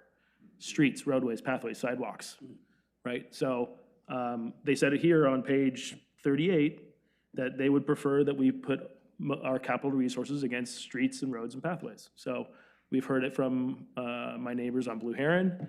I think we're going to hear a lot more from other neighborhoods in our city over the next year. They'd like us to impact their lives right outside their front doors, and we can do that. And that's a great comment about, we're great here. How do we, start shaving off that 1 or 2%? So, thank you for the work. Thank you to all of us on City Council that continue to move this work forward. So, thank you, Councilor Rath. Councilor Burdick. First, I also want to thank the staff. We have an incredibly engaged community, and you guys are amazing with your people skills, your ability to navigate very difficult situations with a lot of respect and courtesy, and looking for how can we bring people together and find positive solutions. And that's from top to bottom. And so I just really want to do a shout out, because though, yes, we can, I think we've all learned, kind of said, we expect this, but it's still hard to achieve. And so I want to make sure our staff knows just a heartfelt thank you for everything that you guys do on a daily basis. It's truly appreciated. My next question, though, is what is the trend for cities overall? Have trends in general kind of seen their satisfaction increase at a regional and national level? Because, 2021, we're coming out of COVID, and then now, or, kind of what's the national trend? Is it going up or going down in terms of satisfaction? Jason, you can go ahead and answer that one. Actual, sure, yeah. Well, the national trend has been going down, which is one of the things that made it's so impressive that there have been this many increases in satisfaction. The one thing that was impressive about all the increases is that the ratings were so good in 2021. But the other thing is that it's definitely, especially over the last 6 to 8 months, most cities we've surveyed have overall had a decrease in satisfaction over the past 2 to 3 years. So this is, and I think there's just a lot of different variety of reasons for that. But this definitely goes against the trend of what we've been seeing as far as the number of positive increases compared to a couple of years ago. Thank you. And again, well done, staff. Thank you, Councilor Burke. I think one thing, just one last thing to note, when we look at the trends and the significant increases since 2021, really all of those areas of significant increase really are centered around our council goals and the work the city's been doing. So public safety, working with public safety, the intersection of public safety and behavioral health, economic development, social services, promotion of equity, climate change. These are really, they really are the council goals. So again, kudos to some. It speaks to the efficacy of the work that we're doing around those, and it's seen in the community. It's a big deal. When I saw it, I was like, wow. These are the goals that we've been working on the past couple of years. So again, it's a great job. And that goes to what the city manager was saying about, between the plans, picking what is going to create a positive response. Where will our work be seen and felt by the community? And I think that, at least thus far, we've been picking some right things and communicating it in a good way where people are seeing the work, because that's the challenge. And the fact that community involvement was ranked as high as it was, I was super happy to hear about that, because it's a process in this town that A-types like their input, and I think it works, and it's super important that we continue to do that. And we have lots of sometimes almost too much information. Sometimes we feel, or we beat it. Yes. Just keep beating it, but it's anyone, working. To anyone who thought that these results were because our community is very easygoing, No. That is A lot of these decisions were hard met and hard fought. That is not the case. Yes, right. Lots of type A's. Yes. And that's what, I think that's one of the reasons why things are turning out well. So That's very good. Well, Ms. Stacy, thank you very much. And Ms. Morano, thank you for joining us. It was a pleasure having you here. and go Chiefs. Right, absolutely. Right. Thanks, everyone. That's right, go Chiefs. That's right. I'm so sorry. I'm so sorry, Councilor Corrigan. Okay, just have Sorry. one quick question, and that is, I'm wondering if you can share the names of other cities that have characteristics like ours, kind of thinking about, best practices and benchmarking. Is that kosher? Are there other places out there like us we could learn from as they strive to improve? Yeah, I could put together a list like that and send it to Madison, and we can do that. Great, good question. You're thinking of other high performing communities, I guess, is what you're thinking of, or? Yeah, that have the same sorts of concerns that our citizens do. Yeah, sure. Great, thank you. Thank you. Thank you again, Ms. Morano. Thank you, Ms. Stacy. Thank you. Great night. Okay, thanks, everyone. Thank you. We're now going to move into public comment, and I'll call forward Mr. Vucinich. Mayor. Good evening. Please come forward and have a seat. Let me take off my mask so you can see me. I'm still concerned about COVID. And you can introduce yourself, and then the timer right behind that computer screen there will give you 3 minutes. Those little indicator lights there. Yeah. My name is Gary Vucinich. I live in the city, Lake Oswego. On November the 6th, an 8-inch water line that's owned by the city broke in our neighborhood and flooded our home. We thought that we would not have any issues with the city accepting responsibility for the damages that were done to our home. Right now, we're into it for almost $32,000, and that's just the cleanup. The actual restoration of our property is probably going to cost somewhere in the neighborhood of $120,000 to $130,000.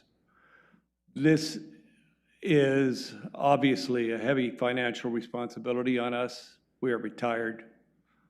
We didn't expect this kind of expense. We expected the city to stand behind it. One of the hidden dangers of living in this city is what lurks 4.5 feet to 5 feet underground, which is the city's water system. In our area, that water system is 54 years old. I'm concerned about doing the restoration on my property simply because the city has not accepted responsibility for the damages that they did to my property. If that water line breaks again and floods our house again, what do? We spend more money out of our pocket to deal with the danger that is lurking within your water system. You heard all kinds of nice things about the city tonight, and it's absolutely wonderful to hear, but the one thing those surveys didn't deal with is the infrastructure. The infrastructure, sewer system, water system that lurks hidden. I have received no assurance from the city that that water line is safe, other than the city to say, well, they usually last 80 to 100 years. But this one didn't. We've had 3 breaks in our neighborhood that have occurred over the last 10 years. One boil water was issued in 2013. We had another water line break in our neighborhood in 2019. It's common, it appears to be common. The supervisor, the employee that came out to supervise the repair on the water line said that he deals with at least 2 water line breaks in the city of Lake Oswego a month. What I'm asking for is the city council, the mayor, to accept responsibility. Because if you don't accept responsibility, why would anybody want to live in this city? Why would anybody want to build in this city? Why would anybody want to conduct business in this city? Considering how bad the infrastructure is. So that's my question to you all tonight, is this can happen to you. All of you live in the city of Lake Oswego. All of you could suffer the same damage that I did. Would you want the city to pick up and walk away from you and say, sorry, it's not our responsibility. We weren't negligent, so thus, it's all on you. Thank you, Mr. Vucinic.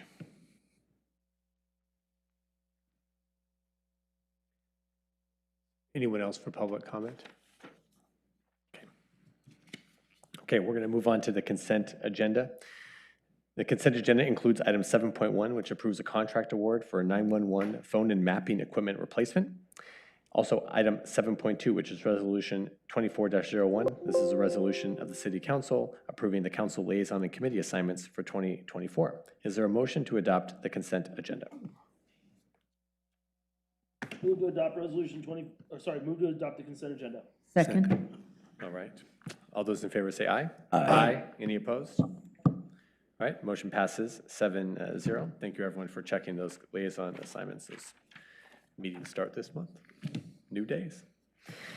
We also have, for counselors only, approval of the library, appointments to the Library Advisory Board. This is Resolution 24-04. Is there a motion to approve Resolution 24-04? Move to adopt Resolution 24-04. Second. All right, all those in favor say aye. Aye. Aye. Any opposed? Okay, motion passes 6-0. Need a little, maybe we take a quick 5-minute break. Okay, we'll be back. Recess.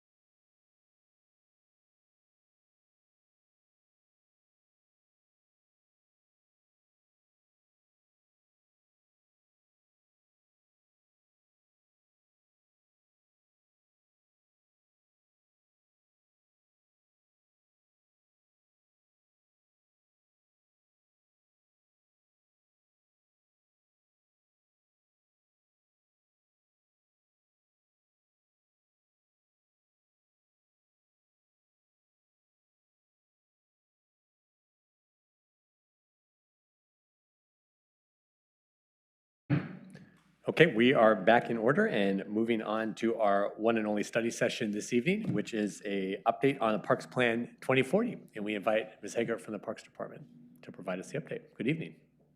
Good evening and Happy New Year, Mayor and City Council. Happy New Year. My name is Kara Haggard. I'm a project manager with the Parks and Recreation Department, and I'm here today to share a little bit about our Parks and Recreation System Plan update. I'm joined on Zoom by Matt Hasty, who is from MIG. He's leading our consultant team. But before I turn it over to Matt, I just want to note that earlier this evening, you heard the preliminary results of our citywide survey, which demonstrated just how satisfied our residents are with Parks and Recreation. And that does not happen by accident. That's something that is achieved through forward thinking and thoughtful long-range park and recreation system planning. So I just wanted to note that. And I will now turn it over to Matt Hasty, who's going to share his screen. All right, thank you, Kira. So yes, I will share my screen. Can everybody hear me okay? Yep. Awesome. And can everybody see the presentation okay? Yes, we can. Thank you. Cool. All right. So thanks for having me here via Zoom. I'm glad to see you all this evening. I will go through a presentation. I'll try to keep it fairly brief. I heard Kira say she asked me to keep it at 15 minutes, so I will try to do my best to keep it to that and shorter if I can. And I'll be happy to answer questions after I'm done. If you have any along the way, that's great too, but I'll try not to talk too much. So what I'll cover tonight, sort of a status report where we are in the process, in particular, what we've done and heard through various community engagement activities, a little bit about proposed revised classification system in terms of how you classify your parks and recreation facilities, some mapping we're currently doing related to people's access or proximity to essential park and recreation services, and some index equity mapping, we call it, in terms of where there are gaps related to people in different population or demographic groups. Talk a little bit about the strategic framework element of the plan, something we're kind of just finished a draft of. That's essentially goals and objectives that will guide the future implementation of the plan, and then kind of a quick bit on next steps. So that's what I have for y'all. So just in terms of the process, how it's laid out, where we are, we've gone through the existing conditions assessment and the process of drafting goals and objectives, and we're in the process of the needs and assessment and recommendations task right now. We haven't gotten to sort of the point of making recommendations or identifying specific improvements, but we are doing a lot of work to assess sort of what are the future needs associated with your park and recreation system. And that will then lead into those more specific recommendations and an action plan. So just a little bit about community engagement efforts to date. I was lucky enough to listen in on a lot of the survey presentation in your earlier part of your meeting, and so it was great to hear all that. Heard, one of the things I heard is community engagement is really important to people there, and they're very satisfied with the job the city does. So some of the things we've been doing, we have a community advisory committee who we are meeting with throughout the process, and then we're meeting with the Parks Board as well. So we've met with them, those groups, twice now. We'll have a third set of meetings in the next month or so. City staff's been out doing pop-up outreach activities. We conducted a community survey, and I'll talk in a little more detail about that, an initial community event back in November, and a set of focus groups. So I'll talk about all those. Those are the things we have done and have been doing, but there's more of those types of engagement activities to come throughout the process. So this is kind of not the end of the engagement process, but we've done a lot towards that end so far. So I'll talk about the survey first. Some similarities and some differences between this survey effort and the survey you heard about earlier, your community-wide survey. We had, similar to that other effort, we conducted, our team member DHM Research conducted a statistically valid survey. Methodology in this case was text to web. So sending people texts, encouraging them to go online, and then following up with phone calls to make sure that we got a valid distribution in terms of demographic groups.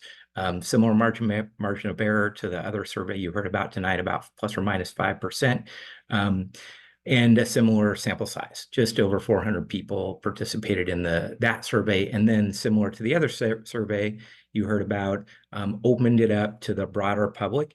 And in that sort of follow-up effort, got another 780 responses. Same survey questions, just not done in that statistically valid manner. So a total of almost 1,200 people participated in this survey, both through the initial statistically valid effort and then this follow-up community survey. So I'll just really briefly cover a few findings from that survey. We asked people about priorities. We asked them, if resources are limited, what things are very high priorities versus lower priorities.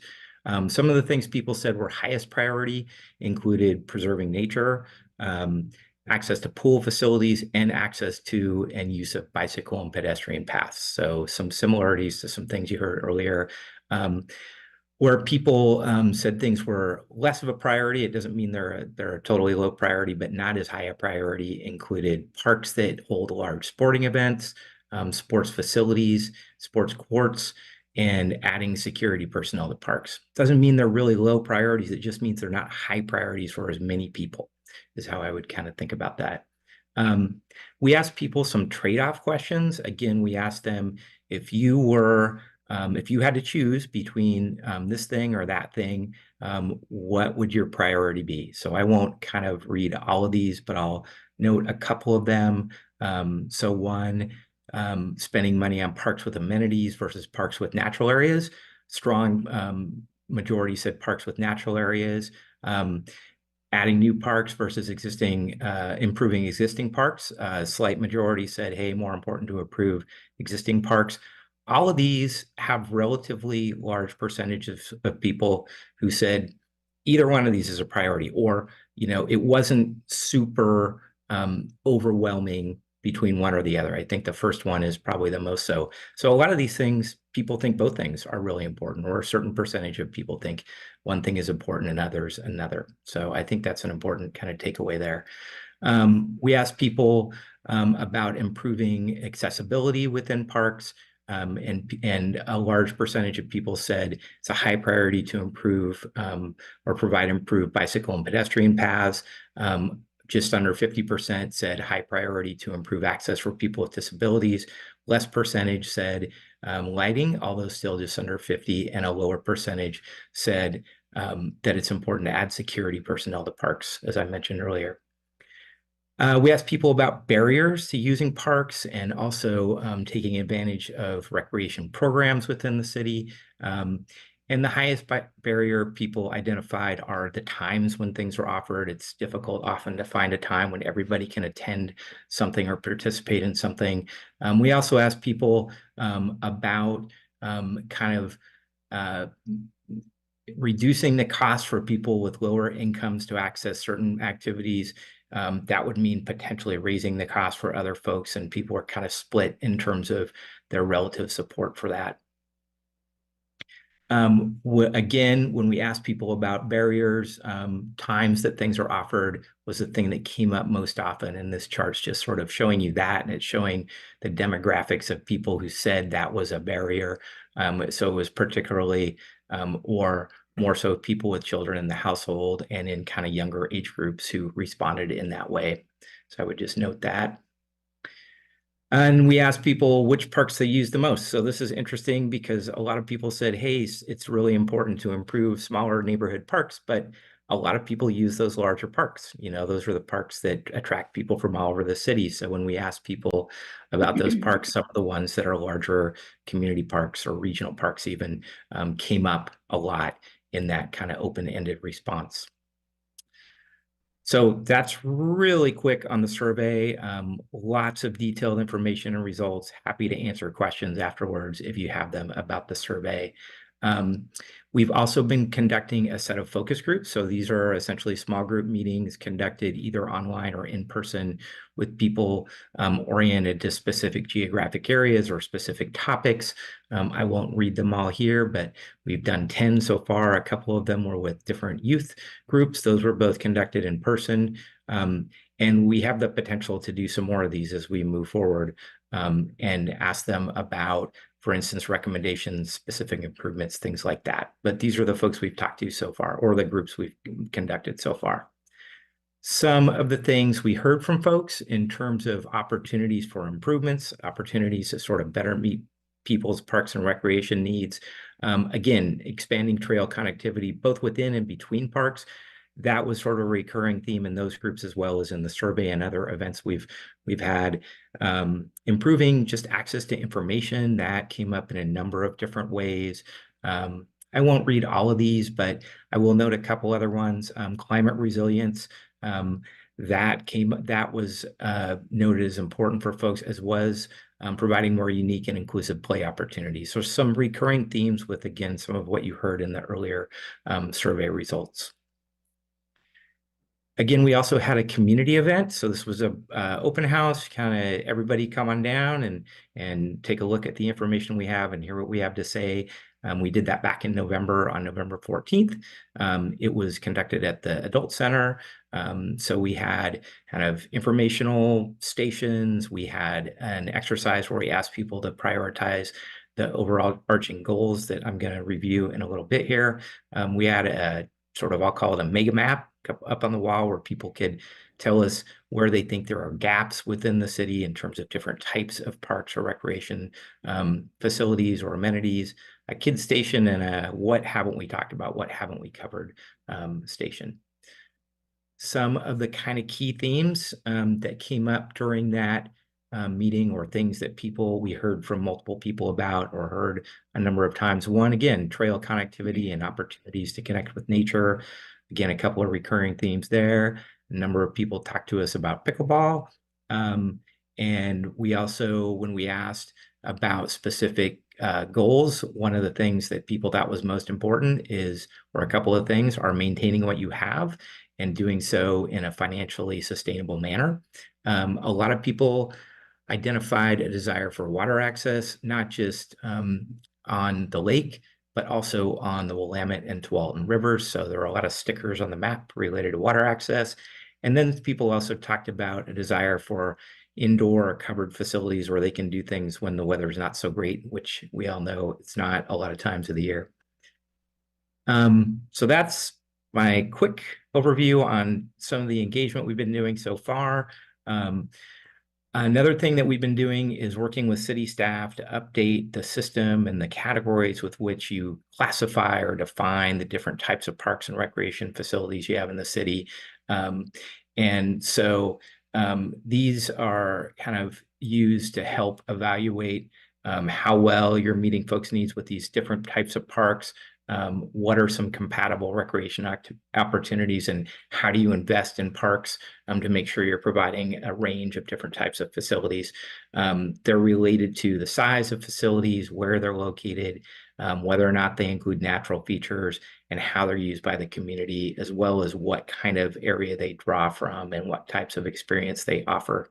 A little different than what the existing Parks Plan 25 does. It kind of has a kind of a hybrid approach. It identifies facilities based on a scale, local, citywide, or special use, and then whether or not they're developed or natural areas or some kind of hybrid. Those things combine to be the classification. So this new classification, I would say, is a little simpler than that. It really kind of, again, uses those other types of information to define them. I won't read all of these, but they kind of show you a scale between both size and how much something is developed, as well as some unique types of facilities like urban plazas or greenways or things of that nature.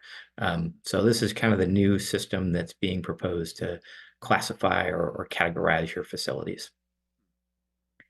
So we're doing some work right now to evaluate access and proximity to different types of parks and different services within those parks. So we've already done some mapping of your existing system, and now we're doing this mapping of access to what we call essential services, and I'll talk about those in just a moment.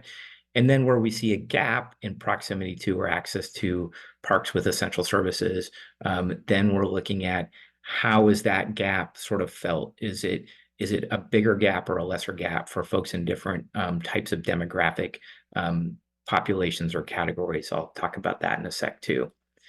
So the 4 types of essential services that we've identified, places to exercise and play sports, places for children to play, and places to experience nature, as well as trail connectivity. The first 3 of these were also evaluated in Parks Plan 2025. The 4th one is new, and it's partly because of how much we've heard about the need and desire for access to trails and pathways and the ability to get to parks in that way. So we're using that as an additional essential service, and we got pretty strong support from the CAC and the Parks Board to update this system to do that. So we're in the process of doing this mapping work now.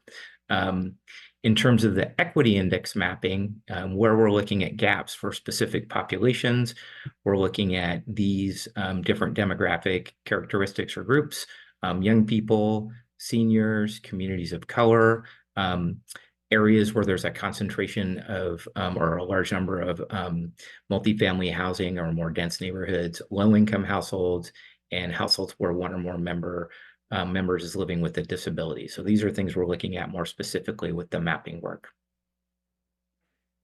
So kind of on to this strategic framework, and I think this is my last bit of the presentation before next steps.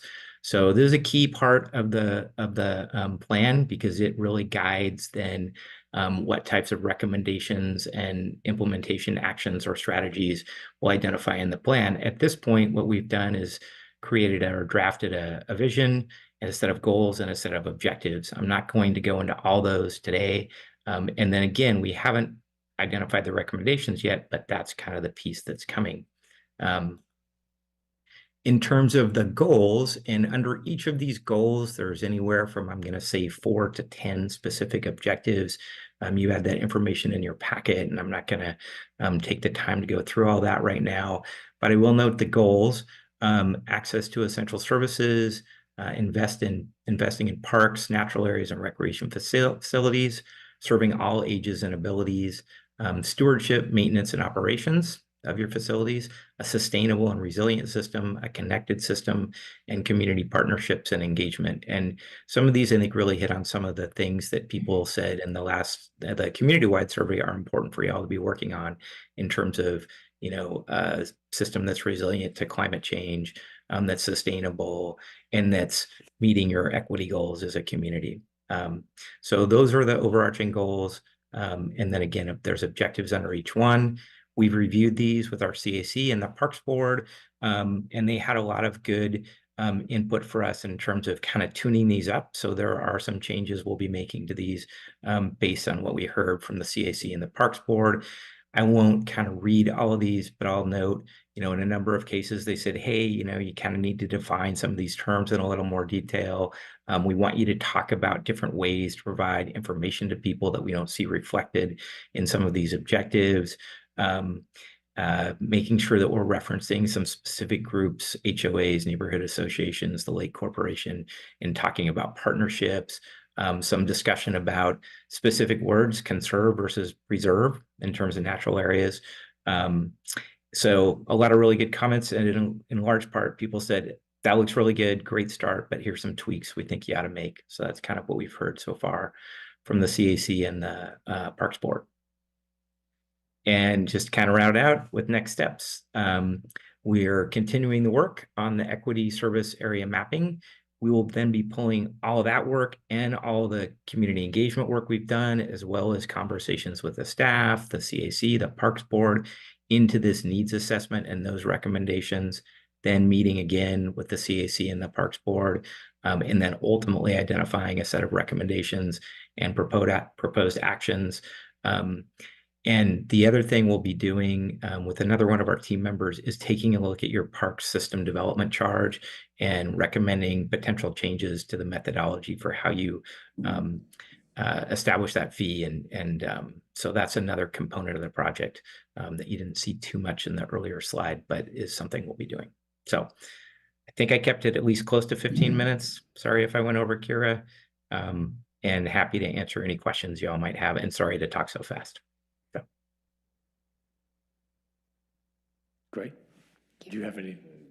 No, please, if you have questions, we're happy Oh, to answer. okay. Yeah, thank you so much. Great presentation. I just want to check, so when you were giving us those survey results, were those the results of the statistically valid survey, or were they the mixed? Yeah, excellent question. Those were the results from the statistically valid survey.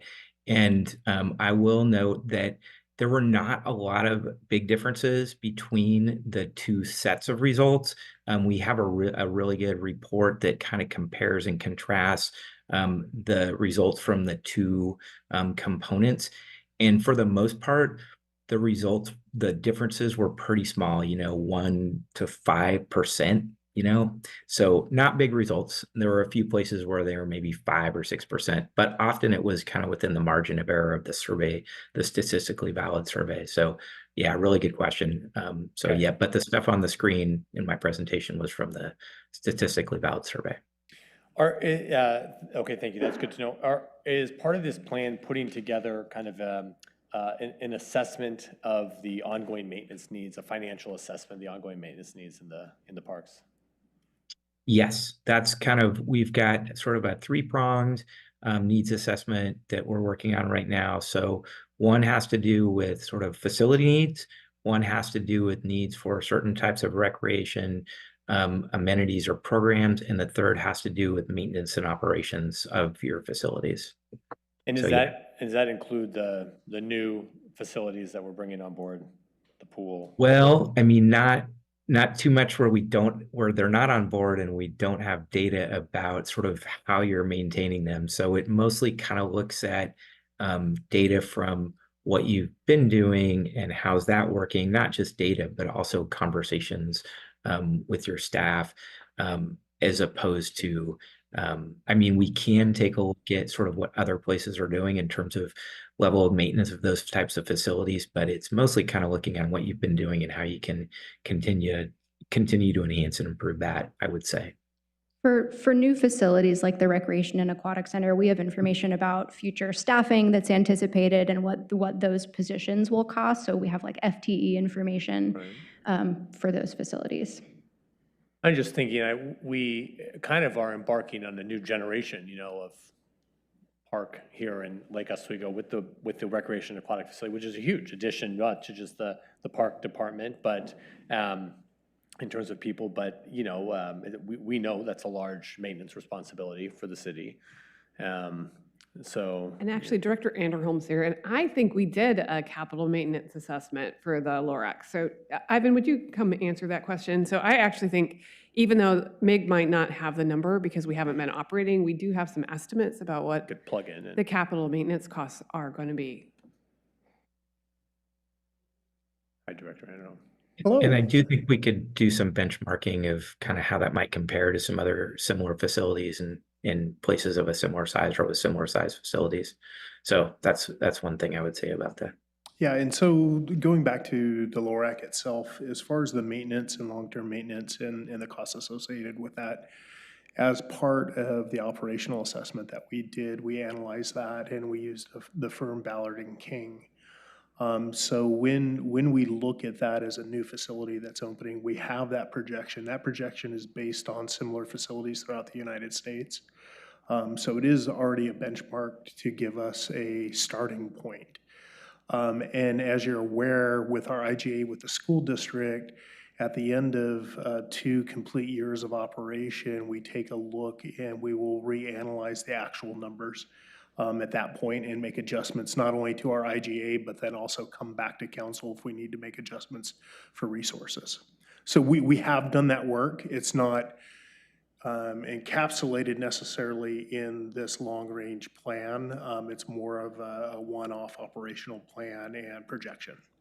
Okay, it's good. I mean, thinking the pool, the new golf course. I know we were maintaining a golf course before, but it's a different golf course, and maintenance may be different. The skate park, we haven't had one of those in a while in the Maidentail. So just, we see from the community survey that people feel that we do a great job maintaining the parks. And then we see in this survey here that people want to see that balance of maintaining what we already have. And You know, that's something that I know we talk about on a regular basis, so it's good that it's kind of incorporated into this plan, just how we're going to maintain all these great new assets that we're And we bringing online. can definitely make sure that there's a more obvious connection between the operational plan that we have for the LORAC that we're moving forward and the Parks Plan 2040, so that we can make that obvious connection and reference that, and even have that operational plan and forecast as part of the plan as an appendix that talks about that specific facility. Okay, that's great. But in general, I was talking about all the facilities. Yes. You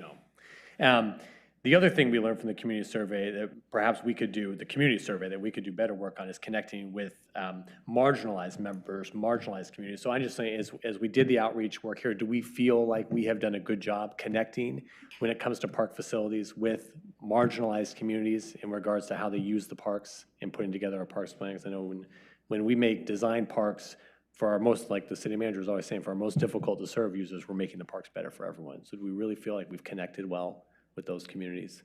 I think that there's always room for improvement, and I think, you know, we've done, I would say, maybe 1/3 of the community engagement so far. Over the next year is really the bulk of it, and especially next summer as we're talking about specific recommendations to help meet those needs. So I think we've done a good job so far of trying to kind of initiate those relationships, because I think that's how you really do a good job of getting that feedback, is earning trust with those communities. Okay, that's good.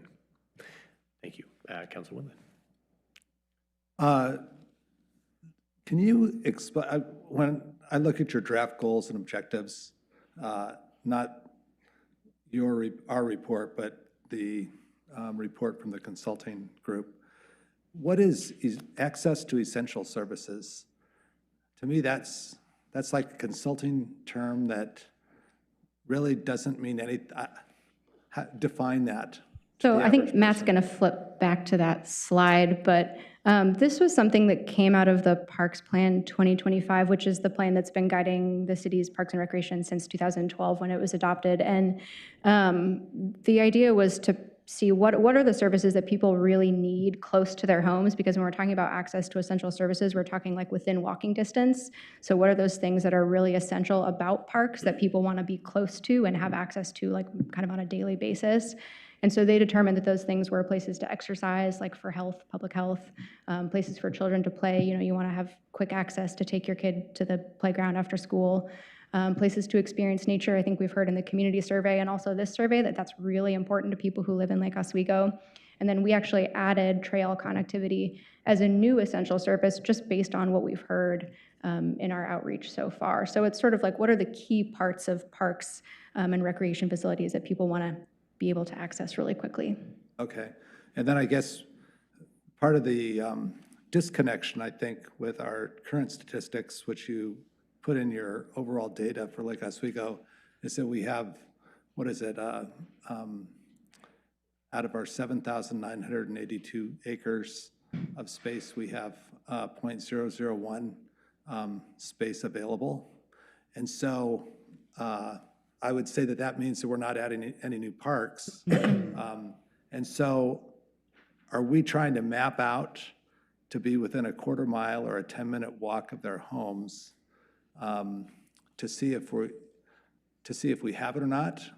Not as a goal to achieve, but because frankly, if we have no park availability, I just think we need to be careful about how we're messaging to the community, saying we're out on a land acquisition goal because we want to have something that's within 10 minutes walking.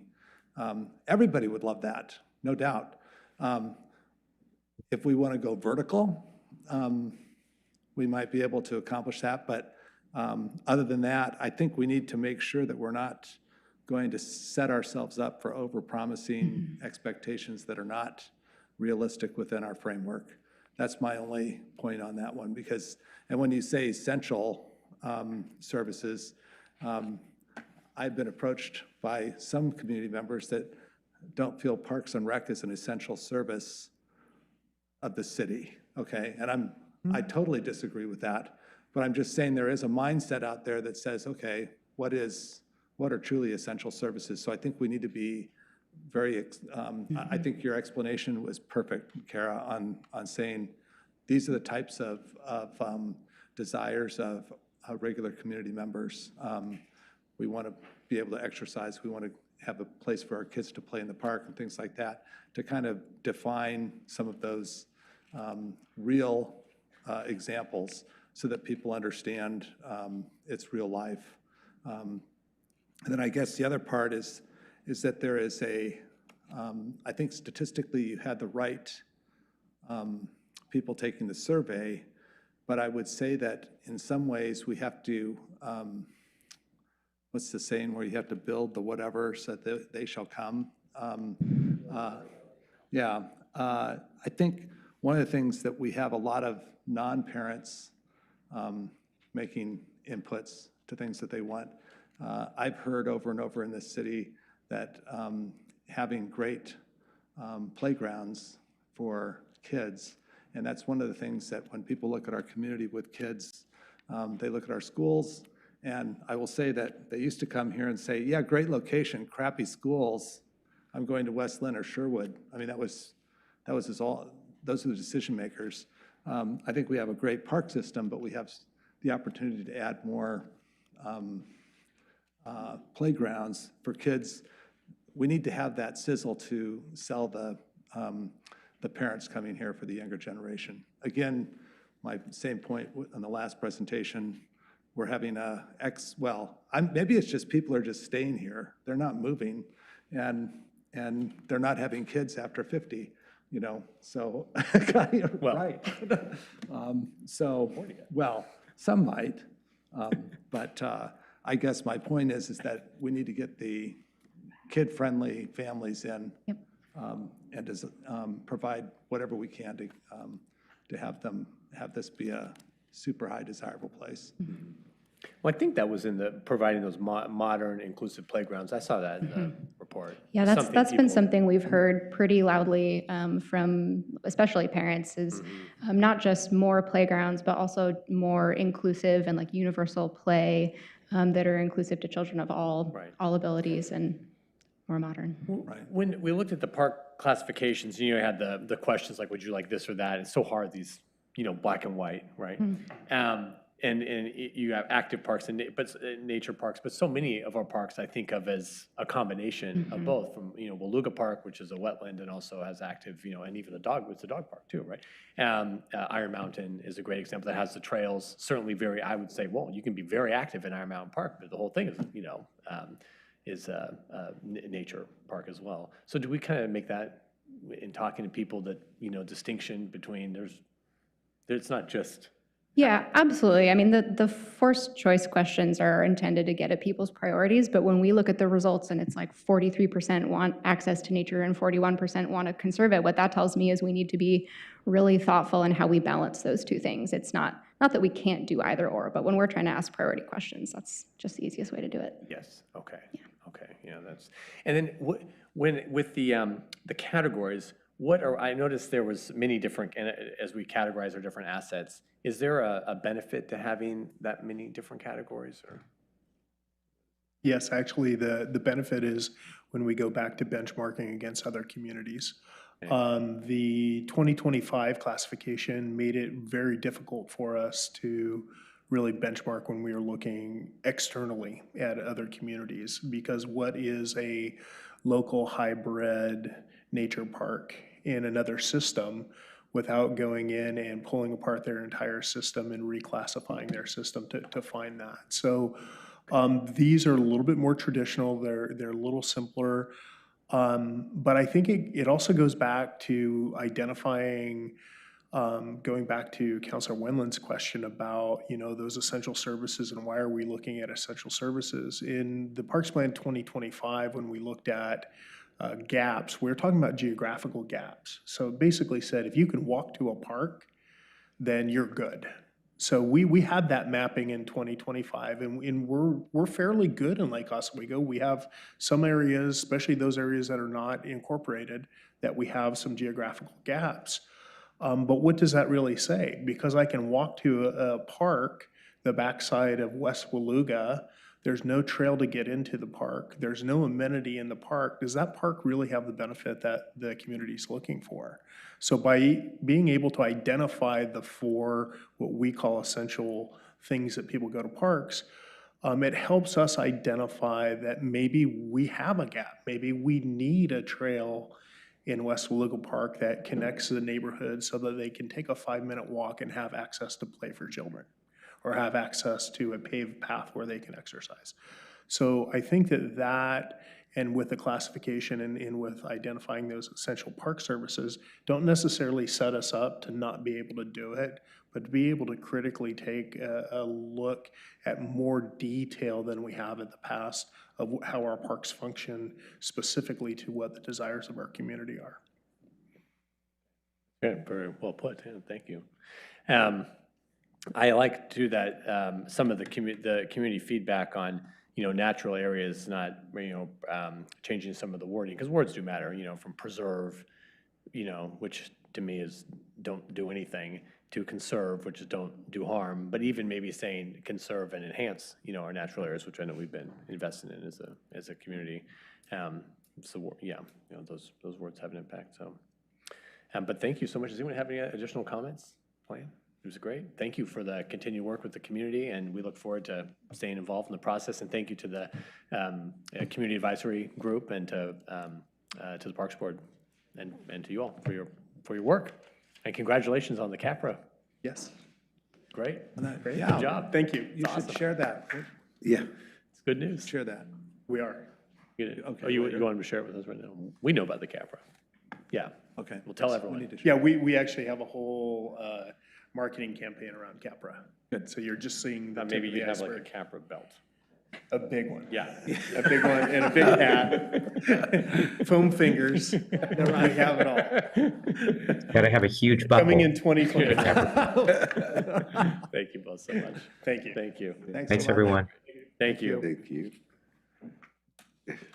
Okay. Information from council. Anyone have anything they'd like to share? Councilor Afghan. The assistant city manager and I have teamed up to educate some of our homeowner association and neighborhood association about the emergency preparedness plan.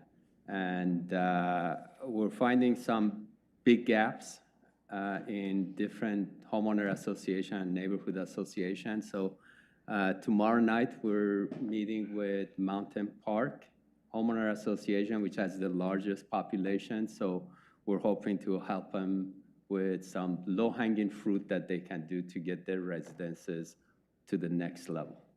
That's great. Thank you, Councilor Afghan. Thank you again, everyone. So we got the new committee assignments. The meetings start here in January. If anyone wants to do any kind of warm handoff with each other too, that's always very nice. The boards and commissions, I know, are all excited to work with the new liaison in the upcoming year. So thank you all. If you have any questions on it, let us know. I just received, okay, yeah, I know where I am. We will make sure. And then we also sent out, we have a busy January with goal setting and everything. City manager, you have any? I just want to let you know, I think you all know that I asked you to do pre-work before the goal-setting session. The packet is coming out on Friday. Okay. I will need it back from you 2 weeks from today. So your council meeting on the 16th starts at 3. I'm going to tell you this now. I'll tell you this on Friday. I'll tell you this on the Friday after that. And after that, I'm going to send Carrie to your homes. We'll be prepared. No. At home, I end up with cookies. You're going to get, you'll get the report on last year's goals, where we are. You'll get all the community input that we've had. And Carrie, I want to say it's about 86 piece of feedback from the community. You'll get a recommendation from the executive team, and you'll get reports from the boards and commissions about sort of their top thoughts for you. And so that will all come on Friday. And once again, I'm going to tell you your diet is 15 to 18 initiatives for next year. Because if you pick more than that, then we don't. Inclusive of what we already have on that. Yeah, probably at least half of them will be things that are already ongoing, perhaps even more than half. because we got to finish the stuff we started. Last year, we didn't have an appetite for much from. As I recall, last year I let you have 8 new ones, but some of the ones you picked were big. And also many of the ones you picked are multi-year initiatives. Like, remember, we did the State of the Urban Forest Report, which turned into the Urban and Community Forestry Plan, which is going to turn into the tree code. So just make sure you don't bite off more than you can chew. Yes. Anyway, and then the last reminder, and I know this was in the email from Carrier earlier today, is Boards and Commissions Summit is next week on the 11th at the ACC. Yes. So, okay, that's Thank all I you. have. Okay, Happy wonderful. New Year. Thank you, everyone. Happy New Year. Meeting's adjourned. One down. So the 11th Thursday.